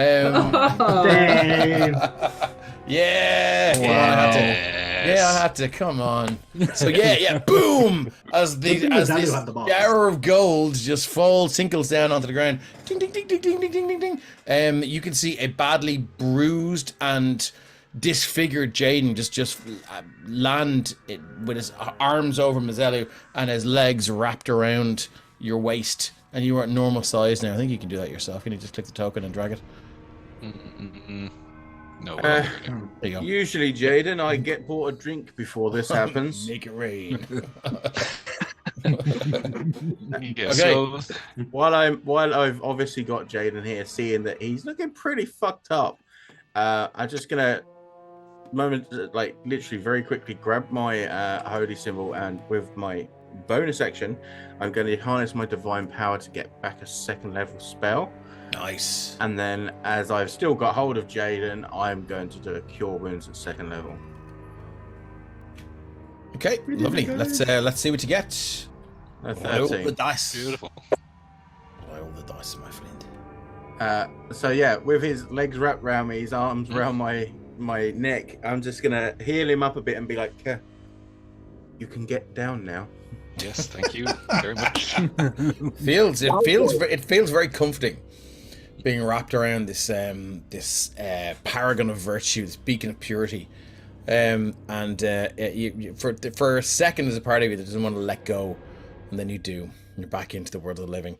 Anyone who wishes to count up the gold, you will find 375 gold pieces in there. Cool.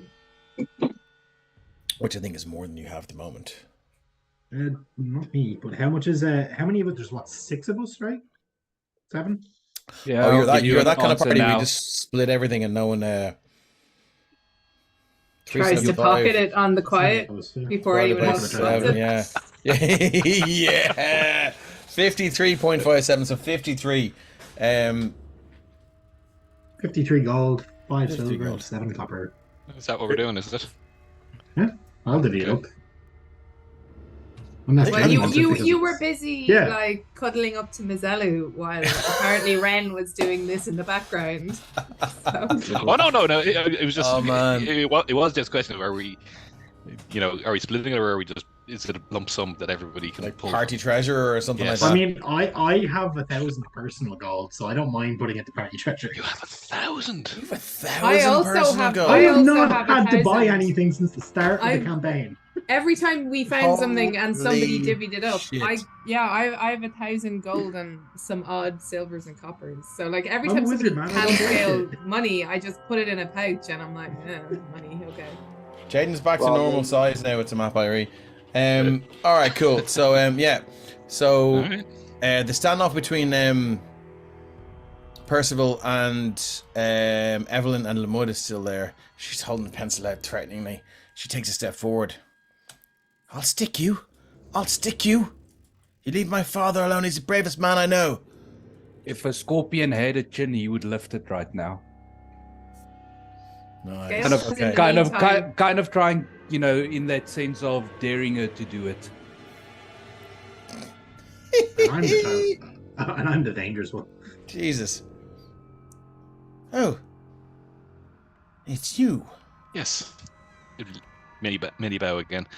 I think it's time we all settle down for the night. Yes. I do agree. I think you should control your wild friend there. But look, Stop. what I'd say is there's the entrance. Are you sure you want to settle closest to it? I don't know what that means. If something was to come in during the night, I would defeat them like I defeated all of them. And rescued enough, my okay. daughter. okay, great. The minor illusion of him And getting in his head terms of bashed in by keeping ogres appears you again. comfortable in all of this, do you want to sit around a fire with us, or do you want to set up at the Yes, opposite no, end? that is agreeable. Okay. Well, Jaden's gonna run, grab his backpack from outside, Yeah. and then he's just gonna start unloading and start making a little campfire, break out the spices from the fanny pack, and start putting a little bit more of a hearty meal. Okay, where's the campfire going? I mean, will we use one of these braziers here, or do you want to? Well, for fear of triggering something else, I think yes, I will. So we're going to use one of these braziers. Okay, so you're just And we're going going to throw a load of herbs into it. Yes, we are. Oh wow! If there, Oh shit! Are we talking about herbs? No. They Just, were used, weren't they? There's one. No, they were scaled. Oh, no. They said. Oh no, they were mine. Yeah. Okay, I've there's used- another I've thing, used yeah, there's mine. another This is pack just as well. my seasoning. This is just my Okay, cool. Yeah, grand. season the rationing. The No rations. worries. Yeah. Dave, just to double check, what was the exact amount of gold again? 375 was it? 275. Okay, I was making sure my maths was right. Let me just multiply it by 7. 3 by 7. Yeah, You know, 375. You'd have been better at making this campfire when you were smaller. Being a little lighter. Hey! Nice. Okay. Cool. So you're going to settle up for the night.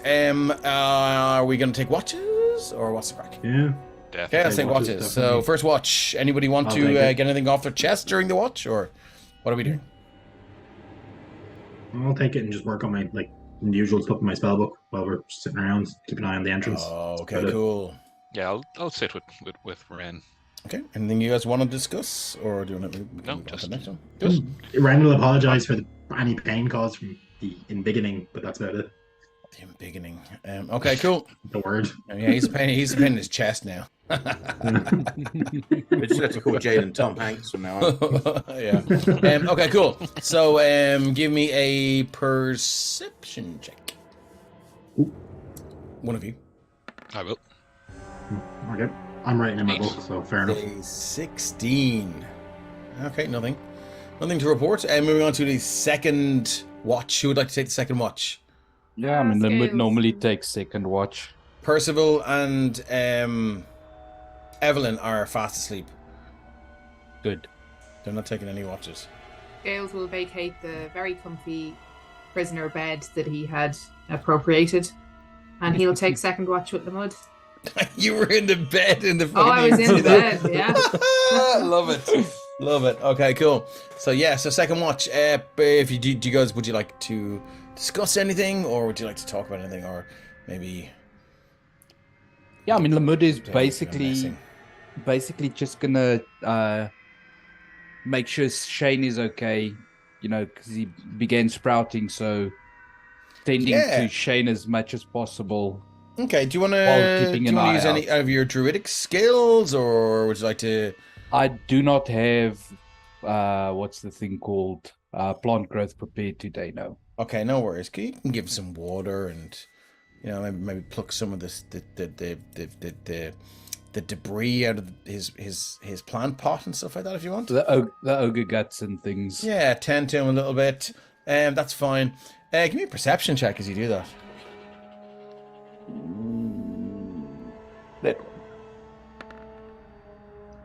That is a dirty 20. You hear a whispering in your ear. Is that Limud? I recognize those gentle fingers and that knowing way around fronds. And at that, Limud is gonna just smile to himself and whisper back that it is good to see that you're back with us. I don't know how. As I said to. Yes, I'm quite confused. I thought either I'd grown bigger. Maybe it was a dream, a part of the traumatic experience I've been subjected to. But I thought Jaden was in my plant pot with me. But anyway, it must have been a dream. But yes. I died, Limud. The sweet release of obliteration was magical. There was an end to my curse, and it was a relief. Then all of a sudden, I'm back. Are you saying that you want to be dead? Not now. Okay. But when it happened, it felt... It wasn't entirely disagreeable. Given your current state, I can understand. Yes. As a very handsome young man, Very handsome. I played rugby, and quite the artist. Charcoal was my preferred medium, and oh yes, I used to draw quite rude caricatures of the help, and I remember Nanny. I drew one of Nanny, and her arms were brooms. So funny. Little brooms, because she used the broom all the time, don't you see? No, I get you. Yes. So, anyway, it is. Am I going to grow back to my full self? Is there any way we can? I mean, I don't mind being fireballed, but only if it's the end of the road. I'm not forced to come back again. You know what? If you ever feel like going down that road again, I'm fairly certain Ren will oblige. I'm not looking for it, but all I'm concerned is I don't want... If I die, I just want to die, Lamud. I'd rather just check out, you know? Go on. Like that. All right. Then I became this little kernel, this little acorn of pain. It was pain. I heard her voice. The carved witch. I heard her voice. Well, she's no more. I hope that's true. I hope. Phone to his face. And he just kind of like shakes his little fronds, and you kind of hear a gentle snoring away. And that's probably the idiot behind us. It's actually both of them. Yeah, besides, looking up every now and then to make sure nothing's creeping up on us. How's he doing? Is he doing better? He seems better. He's bigger. He's got buds now. He's getting stronger, at least. Tomorrow we can see about giving him a bit more magic and seeing about getting him back to where he was. He's going to be fine. Yes, yeah, he is. He's going to be fine, and we're going to get him to Artex, and it's all going to be fine. Oddly enough, he said he enjoyed dying. The impression you got that was that there was a release from the curse. Yeah, I mean, and after that, it would have gone on to explain. Because he realized who he was talking to. Yeah. Well, I guess... I guess if I was a plant, maybe... At the mention of Artex, you do detect a little kind of shake from the pot. And he's woken up again. He says, did somebody say Artex? You're a whisper. I'm kind of assuming that Scales' head is so far above the pot that he doesn't really hear these teeny tiny whispers. Make a perception check. Or does he?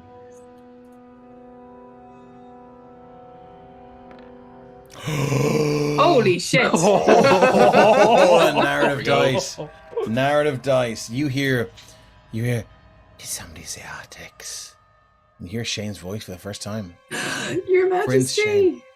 I'm back. Bitches. Soon! We're going to Artex tomorrow. We're just having a rest, and then we're going to Artex. You have Very business. soon. You have business in Artex, Scales, and don't you forget it. Of course not. Of course not. We're going to have tingly num-nums, and then we're going to find them. Yes. Good. I can't believe you're back. It's so good to hear your voice back. again. Don't you forget your task, Prince. Sorry, yes, Prince Duke Scales. That's what he was, wasn't it? Yes, a Duke. Duke Yes. Scales. I will make you a Duke. You complete my task for me. Yes, yes, of course. But it's so good to hear you again. I was so worried that you were gone forever, and then Yes, but now everybody. When I was real, I was whole. Everybody loved the sound of my voice. This is nothing new to me. Anyway, I must sleep. Wake me when we get there. You're gonna hear this. Snoring sound. And Scales is just for Lamud to see. Scales is just staring down adoringly at this little green twig. Okay, And cool. all was Third well watch. in the world. Unless anyone wants to do anything. Question, Yeah. if I may. How enthralling are these lovely warm coals? They're not enthralling at all. It's just that they are. It's very cold outside, and you're like, these are warm. I should, makes sense to stand near them. That's it. Dave was just fucking with you, I think. If I wasn't fucking with them. Arixium had mischievous intent, there's nothing to prevent him from acting upon such. Absolutely not, and I'm 100% here for it. Okay, well, Arixium, he will do third watch. He Would will. you mind if I did it with him? Absolutely not. He will do a walk around the camp to make sure everyone is sleeping peacefully and undisturbed. I could be assuming wrong, but I would assume that because Ren has the ear missing, he could be sleeping on his good ear. He would be. Okay, great. That's what I wanted to hear because You're gonna rob me, aren't you, you bitch? No. Arixium has 2 tubes of glue. And he has an ogre ear. Evil bastards. Oh my. You evil bastards. So, Arixium would like to glue the severed ogre ear to Ren's head. Wow. Okay. I'm gonna need. Okay, cool. So who's on watch? It's Arixium and Mazelu. Yeah. Yep. Okay, Mazelu, how do you feel about that? And I am in no way implying or suggesting that you should feel a certain way. I just want to know. No, I know. On the one hand, I don't agree with it. On the other hand, he is only playing, and it's better to let him let out little bits of nastiness than let out a whole lot. So That's very fair, given what he's done before. yeah. So I'll make sure that it doesn't get to the point where it's damaging to anyone, basically. Okay, cool. Like if it's just hijinks and just fun, then fair enough. But if this was going to be like that solvent that's forever stuck, No, it's not then solvent I glue. wouldn't. It's Then not I solvent yeah. glue. Then I wouldn't have let him do it. But No, if it's hijinks, it's just made from dead horses. yeah. If it's just hijinks, then yeah, I'd be watching. Only just dead horses. Possibly smiling. I wouldn't be laughing, but I'd be possibly smiling. That's big Rob. It's just a prank, bro. My passive perception is 11. Do with that what you will. Yeah, well, let's give me a. Okay, look. So you're out of your armor, so you're not going to be at disadvantage on stealth check. So give me a stealth check and give me a sleight of hand check. So the stealth check is going to have to beat DC 11. Sleight of hand check, I'm going to say what? Let's get a group decision here. What do you all think? Well, same as the passive perception for It's sleight gonna of be hand. higher because his Yeah, what's your yeah. investigation modifier, Garrick? Yeah, Me? Oh, it's pretty high. +7 to investigation. Oh, nice. Yeah, Okay. yeah. I mean, because Investigation is active though. You don't investigate when you're asleep. no, but that's what I'm saying. So it would be disadvantage, so -5, so it would be 10. Can I petition for a con save to see how deep asleep he is? Yeah, I'll do that. That also Okay. makes sense. Yeah. I'll do Okay. that. Here we go. Save. This is the that's just What a, do we get? I can't say it's not sure. Oh, 11. No, 3. Ren does is Okay. Ren- Oh, no. that's So the stealth. 3 for the stealth. Yeah, you're you wake him up. Ren, you see Arixium in this position. Shield. No, he's still about 10 feet away from you. Just says, Oh yeah. No, Ren's like half. He doesn't. He just sees him creeping towards the ear. Yeah. It's like shield. Because he got like no depth perception because his eyes are full of like yeah. shit from waking up. He's like, the fuck are you doing? There is a huge ear in his hand. No. And like Ren is trying not to laugh because he actually finds this quite funny, but he's like, "What the fuck, man?" Like, Arixium will just turn around. He has no response. It's like it didn't happen and walk away. He says, Okay, "And cool. he'll incriminate himself." As Arixium comes back to me, I'm just gonna be like, I've probably got the power to be able to heal that for him, but I just can't bring myself to do it yet. you've tried. I don't think it Yeah, works. you tried. It didn't work. Yeah. Okay, cool. So the end of that watch. Can I get one of you to make a perception check, please? Mizella should do it. Arixium was preoccupied. 12. Okay, no worries. So as we get to the first part of the morning, the dawn breaks, and you guys wake up, and Percival and Evelyn, wake up as well. And they're like, right, you lot, let's chop to the winter city of Artex. Ice cream's not going to find us, is it? Trust you're ready now. Keep up, please. Now you're going to walk out. No, you just walk much faster past him. As if you do walk faster past him, like he speeds up, like you're doing that fast walk in the corridor. Yeah, Ren is doing that with him. Yeah, he speeds up, and she kind of lags behind. Okay, cool. So, I'm going to say it's a week's travel. You've done about, what is it, 2 days? This will make 3.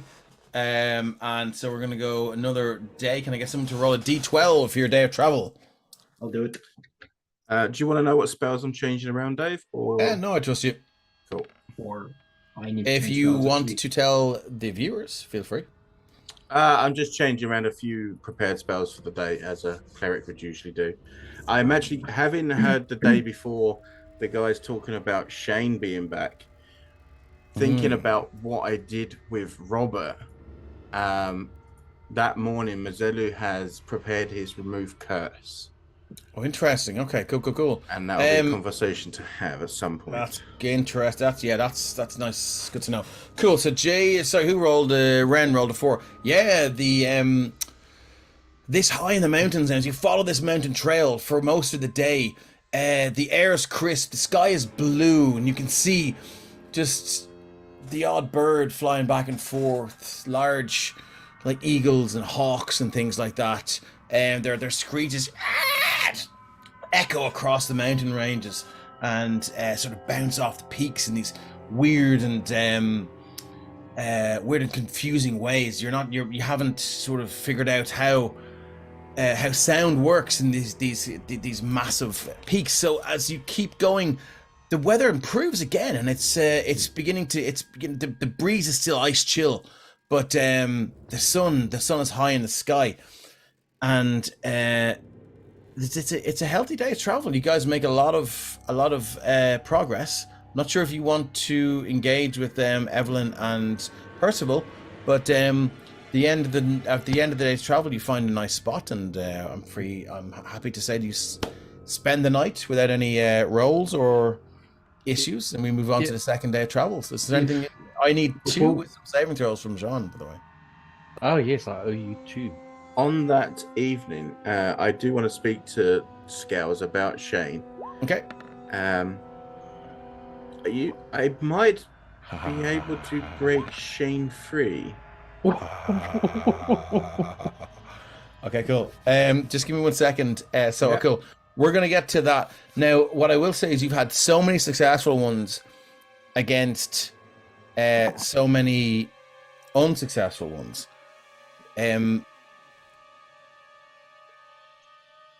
Something's going to happen, but we're not going to get to it now. And it doesn't necessarily mean it's going to happen in this, at this point in this timeline, but we've gotten to a point now where something has to happen, but we'll do it in the right time. Cool. So you guys, at the end of the night, you're going to sit down with Scales. What are you discussing? Scales, do you remember how I was able to help your friend Robert? Yeah. How I managed to get the witch's influence over him to disappear? Yeah, because you're kind of like a wizard. Yes. Yeah. Your friend Shane here. He's a wizard. Well, if it's a curse that's upon them, there's a possibility that it would work. Yeah. I could try it, but I would say it would be your decision. Oh no, you have to ask him. What? You have to ask Prince Shane. Why don't you ask Prince Shane? Prince Shane? How close are you to him? I'm kind of like, he's strapped to my chest, and now I'm kind of leaning down to talk to the pot. Yes, my duke. What would you like to discuss? So, Are we Mazelu... close to Artex yet? Well, we're on our way to Artex at the moment, but it's still a couple of days. I need to find that scroll. Well, yeah, but this guy, Mazelus, who's with us, He's a wizard, and he was able to lift one of the witch's curses from one of our friends. Wizard, you say? He's not a wizard. Well, he's kind of like a wizard. He He's a does spells and stuff. priest. Yeah, but he does all wizardy spell things. Yes, of course. We're fine. He's a wizard. Yeah, so he wants to try and do the lifting the curse thing that he did for Robert for you. Is that okay? What would happen? I don't know. 1 second. What would happen? Well, Is that- best case scenario is whatever the curse is that they put upon him is broken. Worst case scenario, he disappears for good. Yeah. He seems to have a inane knack for coming back, though, from what I can hear. You're welcome, by the way. Welcome. Is this conversation before Sleepers a Journal Watch, or what's the? Well, I figured it's just while we're having tea or whatever in the evening. Yeah, I mean, Ren will chime in with what he knows, and that. Like, Starburger says, "You leave Shane alone." Sorry. Ren's like I think we established that Ren had figured out that Shane had been true polymorphed, so he'd be like, "Well, look, this is what's wrong with him," and we tried lifting it before, and it just muted him for a few days. Well, I mean, I'd happily do that again. If I tried to do what I can, if at least we would know it wasn't actually a curse, because a true polymorph is, as you would know, a wizard's ability, but sometimes it can be put upon as a curse rather than a. I mean, I tried to dispel it back in the Witch's Forest, but feel free to make your attempt. I mean, I don't mind either way. I just had it prepared, and I figured I'd try and see if it might work. Like I said, best case scenario, you should have looked for a few days. So basically, if it works, you wouldn't be a plant anymore, I think. And if it doesn't work, Would I be a little prince, a little boy again? I assume so, because it would undo what the curse did. But if it doesn't work, spiffing. Yeah, that's what you want. But if it doesn't work, apparently you might just disappear. But I think that's very unlikely. And he's looking at Mazelu as he kind of says that. What? I would Look, the way I see it is, I've already told you the way we fix this. You bring me to Artex, you find that scroll, you find a wizard capable of using it, and you get them. Well, you know. So he wants to wait for the wizard in Artex. What is he hoping the wizard can do for him? Fuck up. Well, I guess he thinks that wizard's going to be like a qualified wizard or something. Like they're a professional wizard in Artex. Don't say any more, Scales. I told you this is between us. Our little secret, our little job. You're no longer a duke. Oh. It's going to be okay, though. I'm taking that away from you. Do I hear any of this? Dave, I shot you a DM there. So my head's about 1.5 feet away from the plant because I'm kind of no, you don't. Kind of leaned over. I mean, look, fuck it. Roll a perception check, and if you get a nat 20, then you hear maybe a little bit of it. This is me, so never. Okay, man. No, you don't. Scales does look sort of upset, though. Not massively upset, because I don't think Scales really understands what a duke is anyway. No. But he's like, oh. He's very annoyed at you that you've mentioned the thing that he specifically told you was between you two. He says, I swear, Scales, if you tell them anything else. What was he hoping the wizard could do for him? Maybe I could get it done with my order. Dick. Magic. Oh, but he didn't tell you what type of magic. Okay. That's fair. It's just magic, right? Magic that made Jaden small, and magic that heals people, and magic in my donut. And magic that turns a prince into a plant. Magic. Fair enough. All right. beginning of the next day, unless there's something else you guys want to do. I would have actually, if we had the chance, and Scale mentioned it, I'd try to identify those scrolls that he found. Oh, okay, cool. Was it 3 scrolls? 2 scrolls? 3 scrolls with humanoid hair wrappings. Yes, that's right. Okay, fucking torches, goddamn. I know. I'm trying to copy you all up here so I can move you along to the next map. I have 6. Where's the 7th? There it is. The torches. I'd also give you the potion that I didn't know to identify. Oh yeah, shit, what was that? If there was any loot we picked up in the last day or so that didn't get identified, Ren will do it. Yeah, there's that one potion. You're casting. Sorry. Yes, that other potion is a potion of speed. Ooh, yes, that's it. I remember that. So so the 2 scrolls. 3 scrolls. 3. I think. 3 scrolls. Yeah. Sorry, yeah, cool. Yeah. Right, there were 4, but we missed one. Yeah, you did. Yeah. Cool. So the first scroll is a scroll of raised dead. Oh, nice. Yep. Second scroll is a scroll of lesser restoration. Also nice. A third scroll is a scroll of chain lightning. Very nice. Very nice. Yes. Where is the bag of grand? So it's raised dead, lesser restoration, and chain lightning. Does raised dead come with 5 questions? That's Speak with Dead. No, raised dead is like awesome scene. I really enjoyed that movie. Yeah. Okay, what the D&D bros say. Oh, I loved it. I enjoyed it. Watch our viewer can go. Pew, pew, pew, pew, pew, pew, pew, pew, I'm actually not seen it yet. I'm planning to watch it this weekend, though. What's that? I'm planning to watch the movie this weekend, actually. Yeah. Do you have it? Yeah, I've gotten it. Yeah, I've got a copy of it. Yeah, but you legally purchased, I'm sure. Legally obtained. Okay, cool. So, yes, that's all the stuff that you have identified. I'm going to get all of you. What about the weird black and yellow potion as well? That was a potion of speed. Speed, and then there's the metallic one that I identified. The other one is necrotic. No, I knew what that was. Yeah. Necrotic resistance. Okay. Let me get Evelyn and Percival.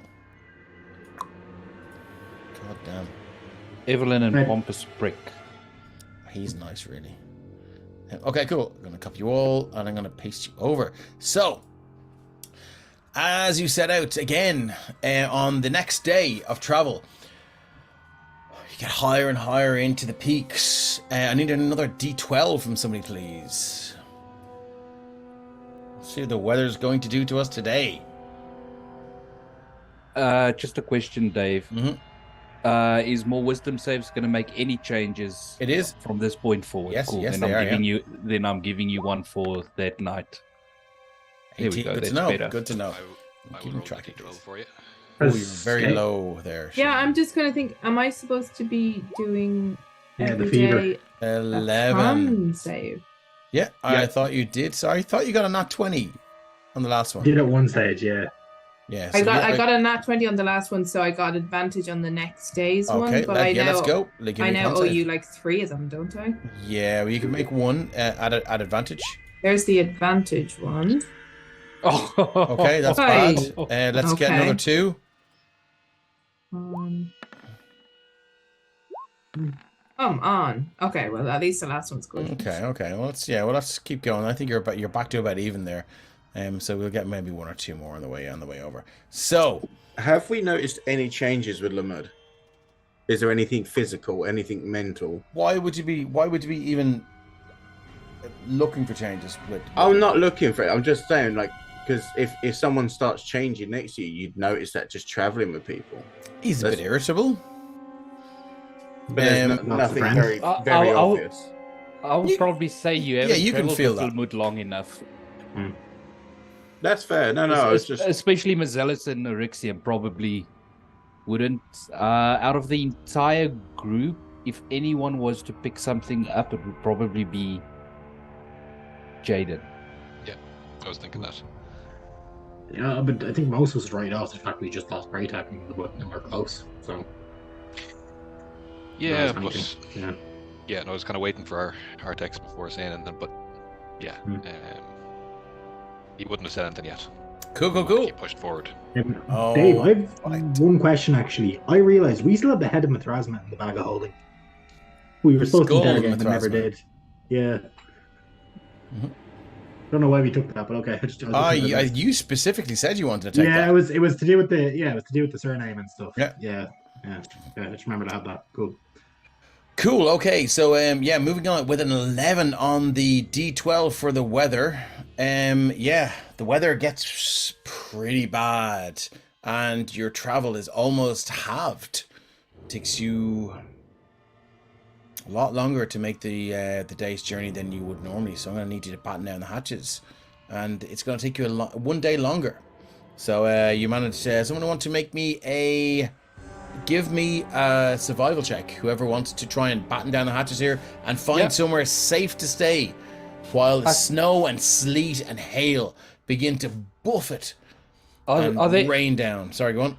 Are there any animals close by? Birds? Anything? Yes, there are birds. 22 survival. Yeah. All right. No. Oh, I mean, let's assist with that. See if we can make it better. I want to cast Speak with Animals, and I want to ask them if there's anywhere safe for our group. Yeah, and you do. You almost walk into it. It's a large, heavily battle-scarred, very, very old-looking eagle that's perched, almost shoved into this crevice, trying to escape the storm. And it relates to you, that maybe half a mile up the trail there is some sort of cave system that you can get out of this, but it's too weak and it's too frail, and its small wings and the bones wouldn't make it that far. So that's why it's tucked in here. Yeah, I mean, so I will thank it for the information and offer to take it with us, just at the very least to keep it out of the storm. It will accept and very, very happily go with you. You guys can make it there, and I do not need con saves to see if you take a point of exhaustion for the next day, now that you have found a safe place to rest. Under the cloak as well. Save the birdies, says Miss Jawbreaker. I'm also, I prepared this morning, knowing we were on a longer trip with more people, I prepared create food and water. So once we're there, I will use the spell to give us all enough food and drink and stuff. It's shit though, isn't it? It's like bread and water or something, cardboard. Food is food. Absolutely, yeah. But I mean, like, when Shadar Vicanis first cast it, I mean, he was expecting like red wine and garlic bread. That's not what he got. So you got as it says, create food and water. So you guys can spend another night in this sort of kind of shallow cave network. It goes in a little bit and then it gets too small. Maybe if you had Tiny Jaden, you could explore it further, but unfortunately you don't. You say you sleep another night. I drop the dome as well. Checks. Make sure. Cool, you drop the dome as well. You guys all have a good night's sleep, another long rest, and we go out. So I need another D12, please, to see how that weather is going. These caves. Oh my good Jesus Christ. That's a nice wisdom save. So the storm gets worse, and now it's just this. It just almost. You stick the head out, and you almost get your head cut off by these massive, huge. What are they called? Hailstones. Yeah. So, but it's like they're the size of boulders. Some of them are like sharp into points, and it's almost like the end of the world. You kind of stick the head out and you're like, we're not going anywhere tonight. This morning. So you're going to have to stay another day in the cave. Anything you guys want to do, or do you want to move on? Move on. Okay. Scales is going to do little kind of, he's going to scratch little pictures on the wall of the cave while we're stuck there. All right, okay. What are the pictures of? Just sort of like sketch out, like, saving Somerton. Or saving Templetown. Oh, cool. So the whole story. And like a weird, time, scratched out like pirate ship, the kind of like, and little stick figures fighting on it and stuff like that. Cool, okay. That's all right. So give me a quick performance check. See how good they look. Oof. 6. That makes sense to you. Yeah. moving on, can I get another D12 then to see the weather's like the next day? Feature on those.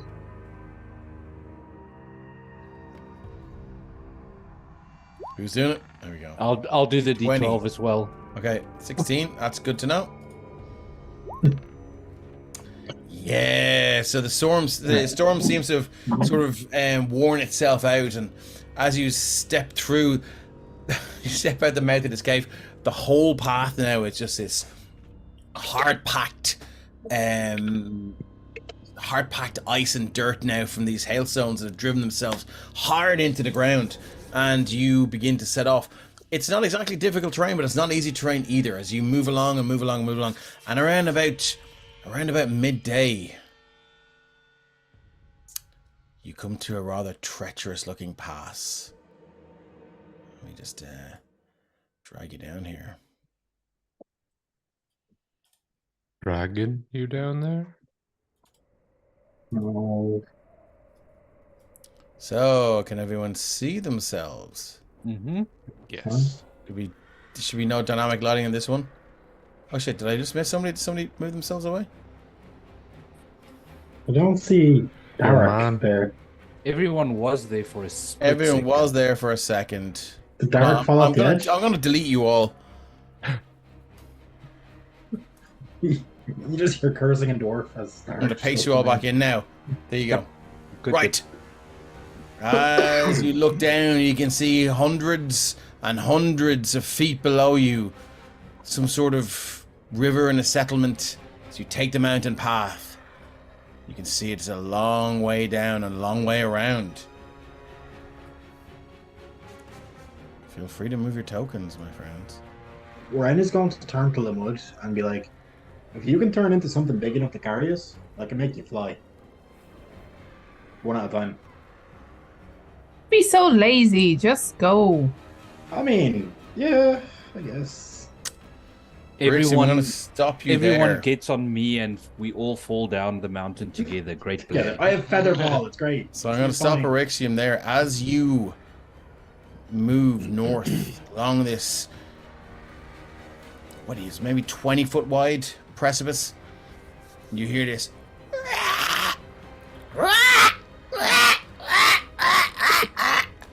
And you see and hear these screeching sounds as these massive creatures, massive creature begins to descend at terrifying speed. So you look up, you hear this screech which echoes amongst the peaks, and then you just see these things with massive wingspan just drop like 400 feet in several seconds, and then spread the wings out and begin to hover. What you see. Oh, please don't be what I think it is.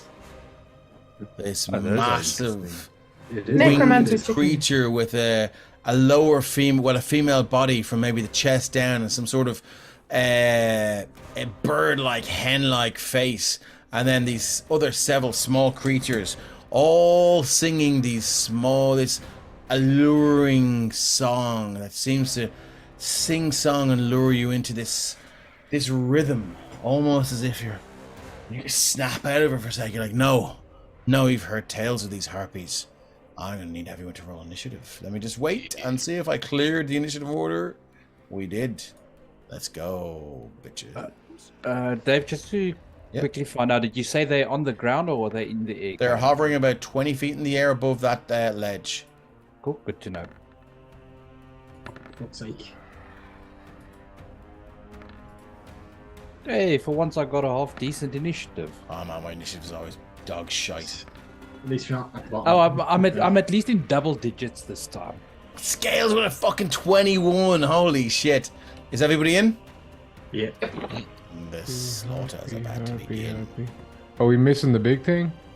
No, it's the 20.14. Plague harpy. Ah, sorry. It was about, There you go. I'm gonna sorry. Oh, it's not what I think it was. Okay. I thought it was a rock or something like that.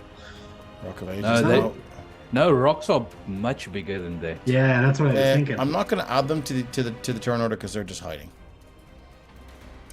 So You do hear some orders barked from behind you. On your keep! On your keep! Slay those horde creatures! Coward. Yeah, but I want to go fight first the up is Scales. So, What'd you like to do? are they making any aggressive moves towards us? Oh, they want to eat your fucking... They want to eat your head. Oh, okay then. So Scales is going to enter a rage as a bonus action. Enter a rage, and as you do, you see a number of small dragonborn, small children. This is the first time you've ever seen children dragonborn, I believe, in these as you summon your ancestral guardians, and they seem to be in some sort of wielding these little wooden swords and wooden knives. And the adults are there, just pointing them out and whatever. And then all of a sudden, the adults spin around and just get a vision of this cliff top precipice with this massive harpy and its minions, and they just sweep the kids aside, who fall over arse over tit, and they join you straight away. The last thing you see looks like the kids just bawling their eyes out, and that's it. They're there. Wielding. What's that? Just sorry, no, it's just like. Yeah. And we're ready to go. So, what would you like to do? So, entering the rage, Scales feral pounced up as far as to be beside Orixium. The feral pounds, nice. And then is going to go 5, 10, 15, 20, 25, 30, 35, 40, and then use his action to move again. Which is You're going to dash? 10, 15, 20, 25. Ay, Jesus, come on, mouse. 25. He's kind of skirting around the little ones to get over to here. Get to the big one. Near the big one. That's a lot of moving, but we'll give it to you. I'd say let's finish it up there. Cool. That's it. And that's Scales' turn, All right, sword drawn, but yeah, nothing but getting there. As you look at this creature, you can see now. Let me just drag its info up there because I had to import this from somewhere else. Yeah, it is huge, and you can see the creature. It's combined the body of a woman with the head, wings, and talons of a giant vulture, and it's perched. It's just flapping there. Its head cocked to the side, studying its surroundings, and you can see this sort of array of bones and skulls that seem to be just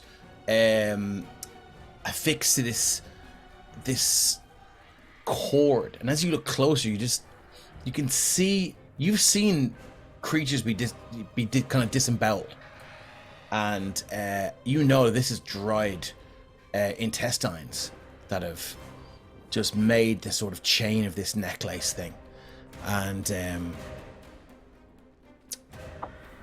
just stares at you, cocks its head. Scales just stares calmly back at it. Okay, moving on for the plague harpy. It's coming for you. I'm coming for you. So we're gonna use gonna go multi-attack. Drop it in there. Plague harpy uses dirge. It then it makes 1 bite attack and 2 talons attacks, or it makes 3 sorrowful caw attacks. Do you know what? It's gonna make 3 sorrowful caw attacks. Let's just measure this out. Oh, it's not. No, we're gonna. I think we'll save that for later. So we're gonna do. It's gonna use dirge first. The harpy telepathically sings a mournful hymn, projects images of sickly and dying loved ones into the mind of one creature he can see within 90 feet of it. Target must succeed in its DC 15 wisdom saving throw. Be disheartened for 1 minute. In your case, Scales, it projects the images of your 2 parents being burnt at the stake. Whoa. And you see the images of them just tied there, and first off it's the smoke inhalation, and you're being held back, and you can see then As the flames lick up against the tar that's been spread along their legs, they begin to scream and cry for you to help them, and you can't. And so that's your wisdom saving throw. You've become disheartened for a minute. And Scales' raised sword just kind of goes. Yeah. So you have disadvantage on saving throws against being poisoned or contracting a disease. The disheartened creature can repeat the saving throw at the end of each of its turns, ending the effect on itself with a success. So that's the dirge. It's then going to make 2 bite attacks. Sorry, it's going to make 1 bite attack and 2 talon attacks as it moves into your space. Comes down right above you. Here we go. Lucky you're still in the raid. So here we go. Bite attack. Oh, don't be another one. It's 21 to hit.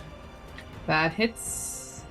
There we go. For 6 piercing and 11 poison. 17 poison. So that's 3 piercing and 11 poison. Okay, so that's 3 piercing and 11. 14. Need a DC Constitution saving throw. DC 15 con save. Hold on a second. You have disadvantage against saving throws against being poisoned now. So I need a DC 15 con save at disadvantage.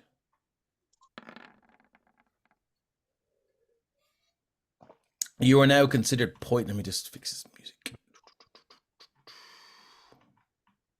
Harpy's Nest. Yeah, okay, so as this thing just snaps down at you, you feel this, whatever spittle and saliva and whatever acidic liquid that just resides inside its beak. You just feel it go,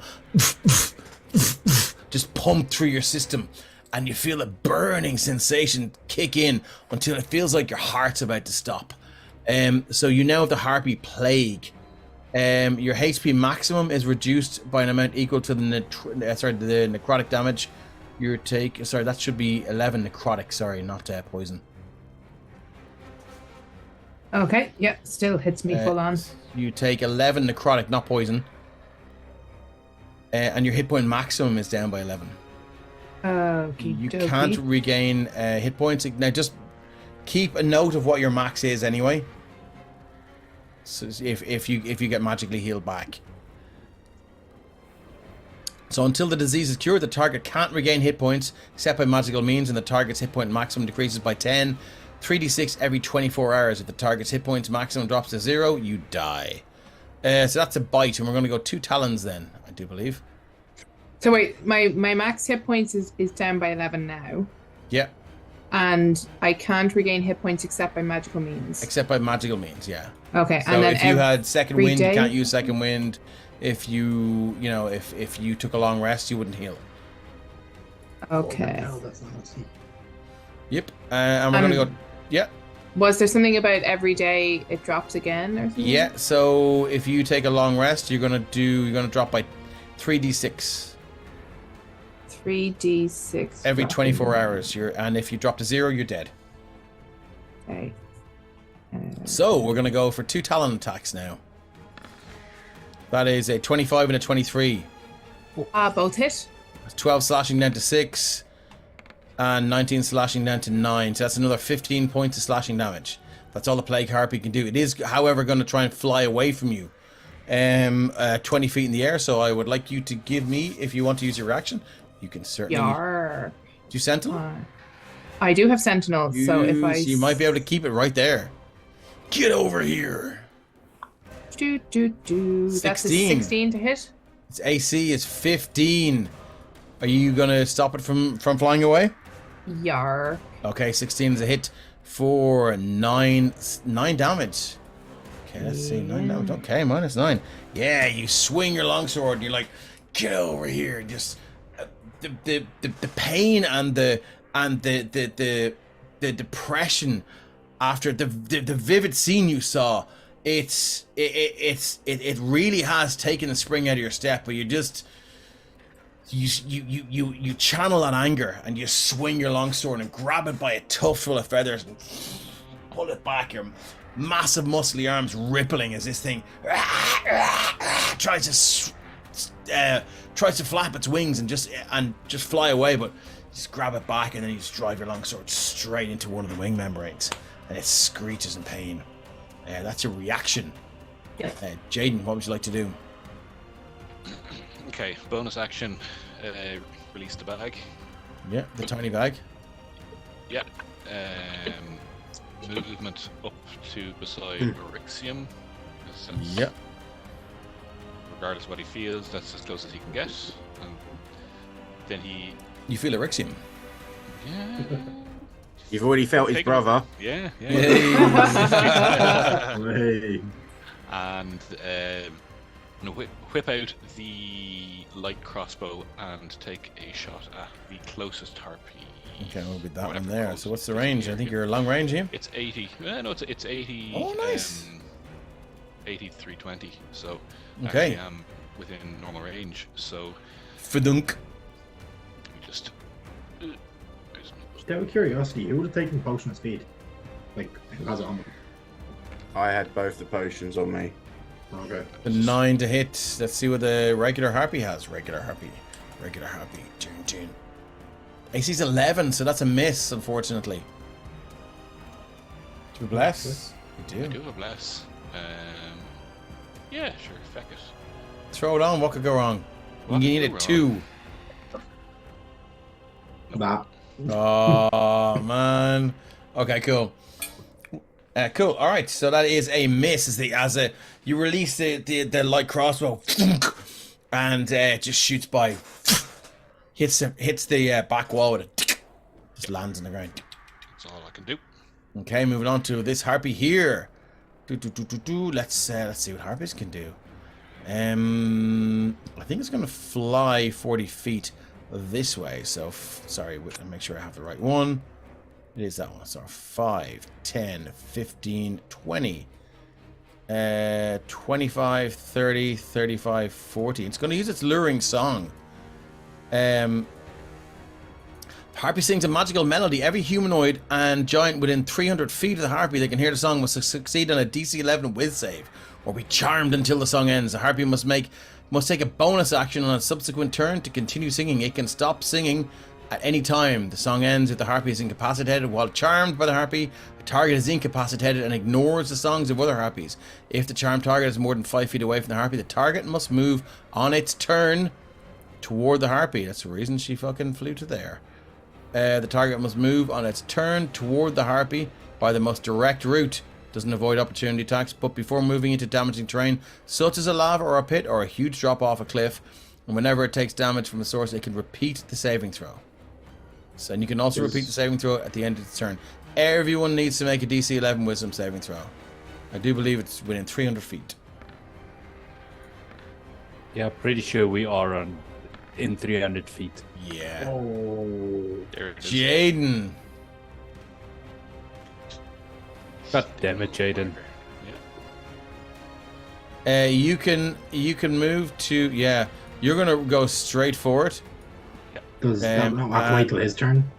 Yes, on your turn. Yeah. But at the start of your turn, you can remake that saving throw because you're moving into danger. Yeah. You're on the edge. I'm on the edge, motherfucker. That's all I can do. Danger zone. Danger zone.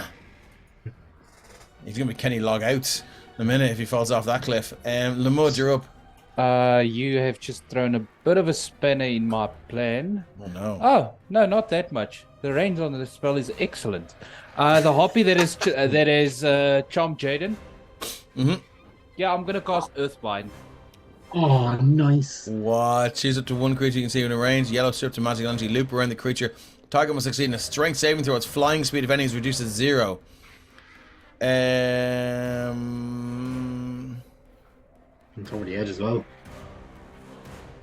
Safely descends at 60 feet. Oh, I missed that part about safely descending. Never mind, then. Not gonna do Earthbind. No, it's gone down. I could have safely bound you to the ground, and you would have been restrained, but that's not good enough for me. Yeah, that's not gonna. If you can knock it prone somehow, that'll send it flying down towards your hand. Yeah, I misread that one. No problem there. So we will do. Give me 2 seconds. I just want to check this one thing quickly. Come on, load. No, that's not gonna work. All right. Yeah, I will have to go back to the old faithful. Then I will move up 5, 10, 15, 20, 25, 30, speed. That is gonna put me within range, and I will cast Call Lightning. Oh shit. Okay. What was our last D12? Pretty good weather, wasn't it? Yeah, it was good weather. So Yeah, I'm not gonna okay, get cool. the bonus D10, but I'll just upcast it anyway. Oof. Okay. What level are you casting Call Lightning at? At 4th level. Nice. Okay. Cool. It's And describe what happens above you as you cast this spell. Yeah, so everyone's gonna, 120 foot is gonna feel, that feeling of static electricity as Lamut just basically raises his hand up to the sky, and it looks like a vortex of clouds that is beginning to form above him. Okay. And then he is just going to point at that stupid little harpy over there. Over there? Yep. Okay. The brave one. And what happens? She's to make a dexterity save, please. Throw this spell description there. There you go. Okay, so what's the DC? DC is 13. Here we go. Dex save. That's it. Oh, for fuck's sake. A Bye-bye. 20 and a 1. Or a 1 and a 20. So that's a nat 2. So she takes how much damage? 29 points of lightning damage. 29 points of lightning damage. Holy shit. As this massive, jagged bolt of fork lightning, and a resounding crack that echoes off the mountain peaks. And you hear this as her wings just jut out as every part of her body spasms as muscles contract and her wings flap out. She drops about 10 feet and then just begins to flap up, steam and smoke rising from her, and she is horrifically wounded. You can see if you've ever seen a video where a guy cooks a hot dog with two electrodes on either side, you just see the skin has begun to split entirely, and every piece of exposed flesh is bright red. She's in bits. Anything else you'd like to do? And then as my bonus action, I will use... I am going to use my combat wild shape. Oh, nice. Which means I can do my transformation as a bonus action, and we will go for the scorpion again. Nice. Okay, here we go. Scorpion and mud. I just want to double check, because that does give me a bonus to movement of 10 feet, so I can still move another 10 feet on top of the 30 that I've already moved. Don't forget to tweak up your hit points there. It looks like you're at 47 from 52 on the scorpion. It's possible. Cool. Thanks, Dave. Okay, moving up. Mazelli, what have you got? To take this potion of speed, that's an action, right? It's a bonus action to quaff a potion. For any potion? Okay. Yeah, it's a bonus action, but if you use your action to take a potion of healing, any type of potion of healing, you get the you get the full effects of it. So it's a bonus action to take a potion.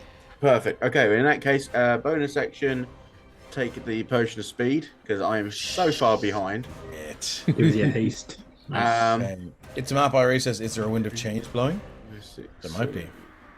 10, 11, 12. So that gets me there from just my movement. Then I'm Okay, going to do use you want me to drop in the potion of speed? It's just haste, isn't it? Nope. I don't think it is. I think it's a little bit more. I looked it up a minute ago. Is it Okay, different? well then maybe it is. The effects of haste spell. Cool. With no My concentration. plan was if Jaden had it, shout at Jaden to do it and, do something cool afterwards. But Anyway, cool. Moving on. So what have we got? So you're moving on? So that was my 60-foot movement. And I did measure it, but I forgot what the measurement was. I'm just going to do it quickly again. Yeah, cool. We're going to do a guiding bolt. Nice. Roll to hit. Where are you? There you are. No, for fuck's sake. 8. It screeches by. There. The two of them turn to you and point at you. This mocking, cackling laugh. I knew I should have just kept running. Yeah, that's me. If you so Yeah. choose, you can use your hasted action to move again. Yep. Oh shit! I get. Or you can use, No. you can use a cantrip on it. You can Oh, cast yeah. a cantrip off it as well. 1, 2, 3, 4, 5, 6. Okay, I'll move a bit more then. So I'm to there. All right, Your moving on hasted, you to get 60. Sorry, to. Oh shit! Yeah. 1, 2, 5, 6. Thank you very much, sir. There we go. okay. You guys see Mazelu. What is it? Mazelu just kind of zoom along. Zoom. Mazelu zoom. That's what I was trying to get out. Mazzelli Gonzalez. And yeah, he just this blur of movement and metal as this one begins to. I think it's going to go straight for you. 5, 10, 15, 20, 25, 30, 35. Its fly speed is 14. It's going to give you a whack of a claw multi-attack. Makes 2 attacks, one with its claws and one with its club. It's going to make two attacks with its claws because it doesn't have a club. So 1, 2. That's 18. Miss because of the hasted. Oh, the hasted AC bonus. Yeah, it flies down and just. It's oddly beautiful in a Richard O'Brien way, where from Yeah. Rocky Horror, Yeah, it's got this yeah. kind of stringy hair, and you're like, you can tell it at one point it might have been a very, very beautiful creature, but it's just hate, and it's just the hate that seems to have sort of made it contributed to its ugliness. Bill as it Bailey were. if it had been dragged through a swamp. Essentially. Yeah, but there's just there's lines in its forehead and its eyes from like just from grimacing and from anger, and it just and you think in another life this creature could have been beautiful had it not been born full Disgusting. Yeah. of hate. Yeah, Yeah. So it goes for me, and I'm just like zip, zip, zip, zip, nice, too fast, too furious. So this one is gonna flank you. And we're gonna go 2 attacks with the claws at advantage. Pop up. Ah, now we're talking. That's First an one 8 misses. and a 23 for not 20. So we're going 9 points of slashing damage as this one just harries you from behind, just scraping. If you've ever seen a nightclub fight when the girls with the false nails are just like scratching someone's head off from behind, it's exactly what's happening here. Reminder from Screaming- Penny Dragon Games, D100, Dave. What's that? Do you want Oh Reminder yeah, from- sorry, yeah. Sorry, I totally forgot. So here on Penny Dragon Games, we do a critical hit table. 88.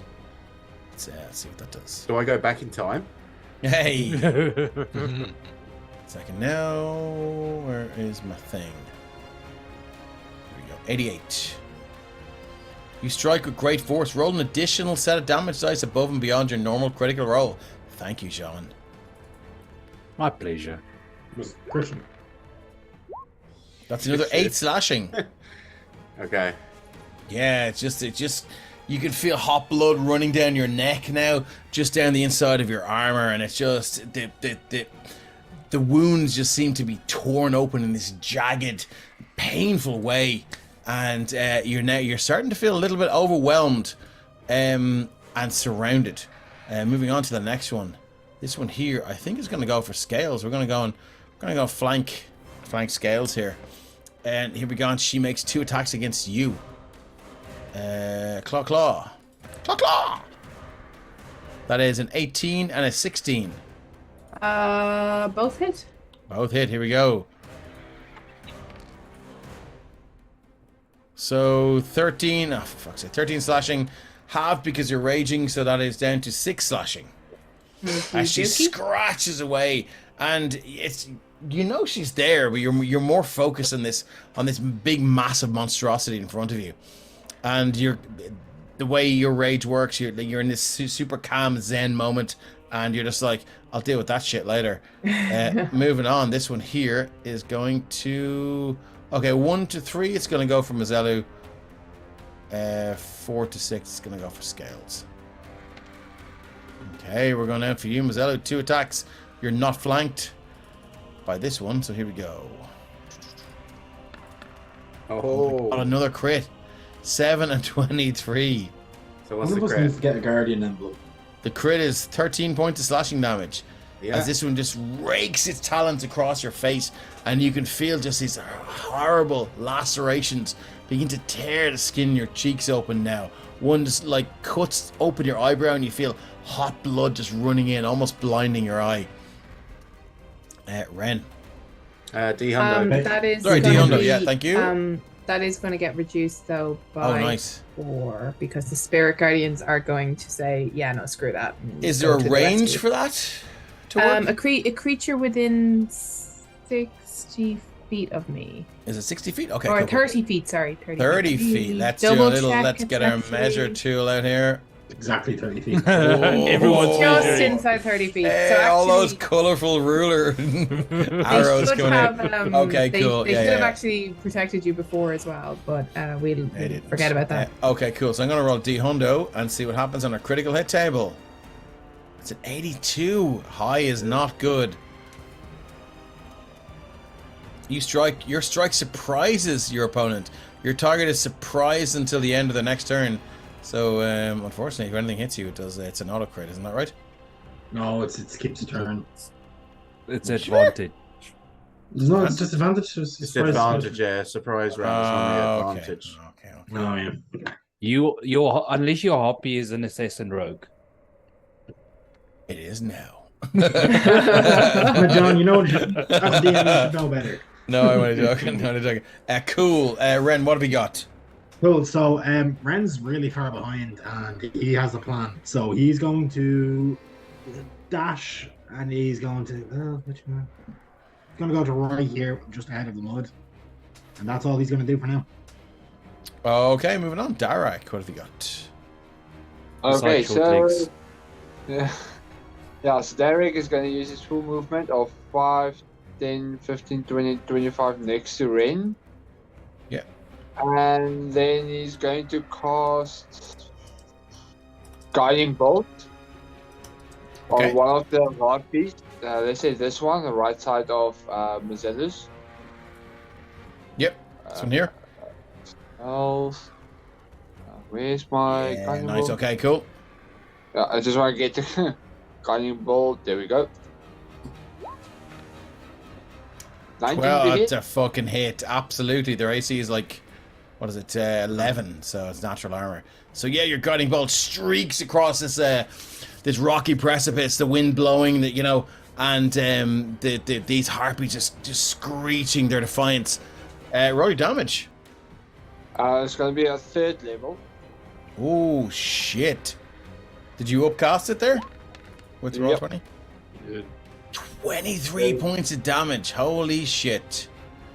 Yeah, just for flavor, I'm gonna make my guiding bolt also in crows, because harpies, crows, wings. There we go. Holy shit! Fucking there we go. All she wants to do is have some fun. That's not Sheryl Crow. So it just shoots across this precipice, and it's like absolutely just, and also lights this thing up in this kind of like almost ethereal, or what's the word I'm looking for when things are underground, and bioluminescent, kind of just dark grey and green, just light. It pulses, and she looks down, tries to scrape it off with her nails, but only succeeds in tearing open gashes on her arms. And yeah, that was a good round. Is that it for you? That's all I can do. Yeah, that's not how women fight. I've seen women fight that way. I'm not saying all women fight that way. Rixium, what would you like to do? I do believe 2 of them are lit up now. Release the TIE fighters. No, Erixium will start running. He'll go 5, 10, and then, as if the call lightning strikes him, there'll be a massive radiant explosion as his armor and weapons appear upon him. And he'll go 15, 20, 25, 30. Back off, you spooky bitches! As radiant light encompasses Mizelu as Shield of Fate covers him. Nice. Fucking hell, what's that? +4 on your AC now? Yeah. Insane. Overall. That's a bonus action. Yeah. And your action was summon the armor. Cool. All right, cool. So we are at the top of the round. I think this is a good time to finish up, thanks everyone for sticking with us. We will be back in the middle of this combat in 2 weeks' time as we continue the journey towards the winter city of Artex. Thank you very much for sticking with us. Thanks everyone for being amazing players. We love you all, and we will see you soon.